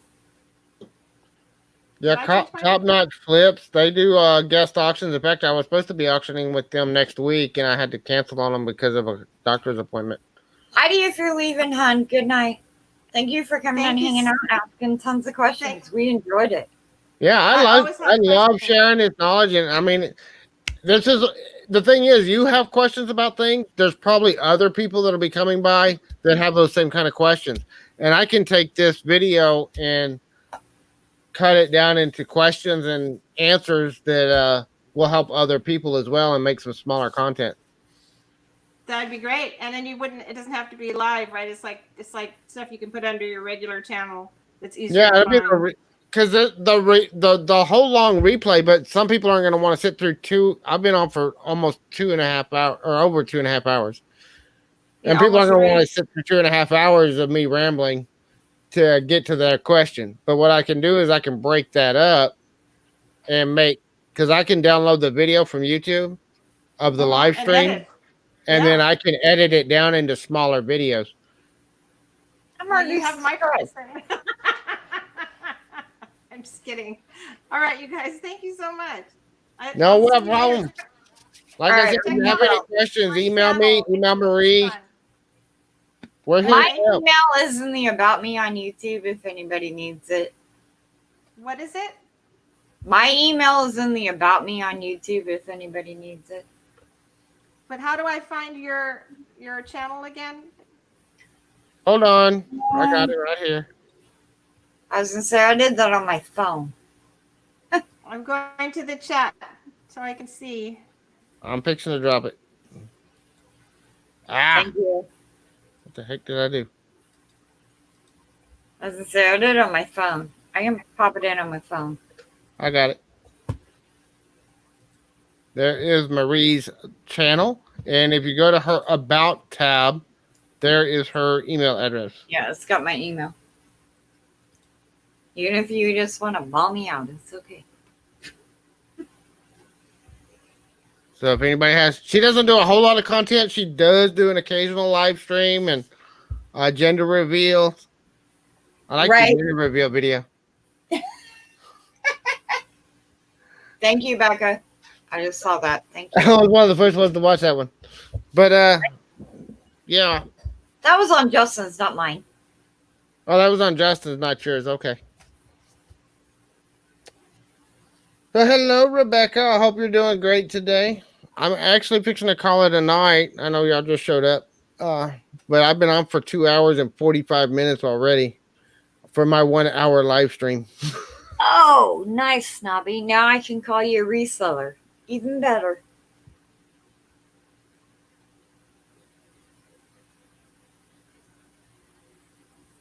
That's sweet, Snobby. Right? Is it really a resale though if he made it on his 3D printer? Oh, you know. That's a first time sale, not a resale. He's just a seller of homemade goods. He's a Yeah, but crafter. I've been following him since before he had 100. And he's over, what, like 2K now? Mm-hmm.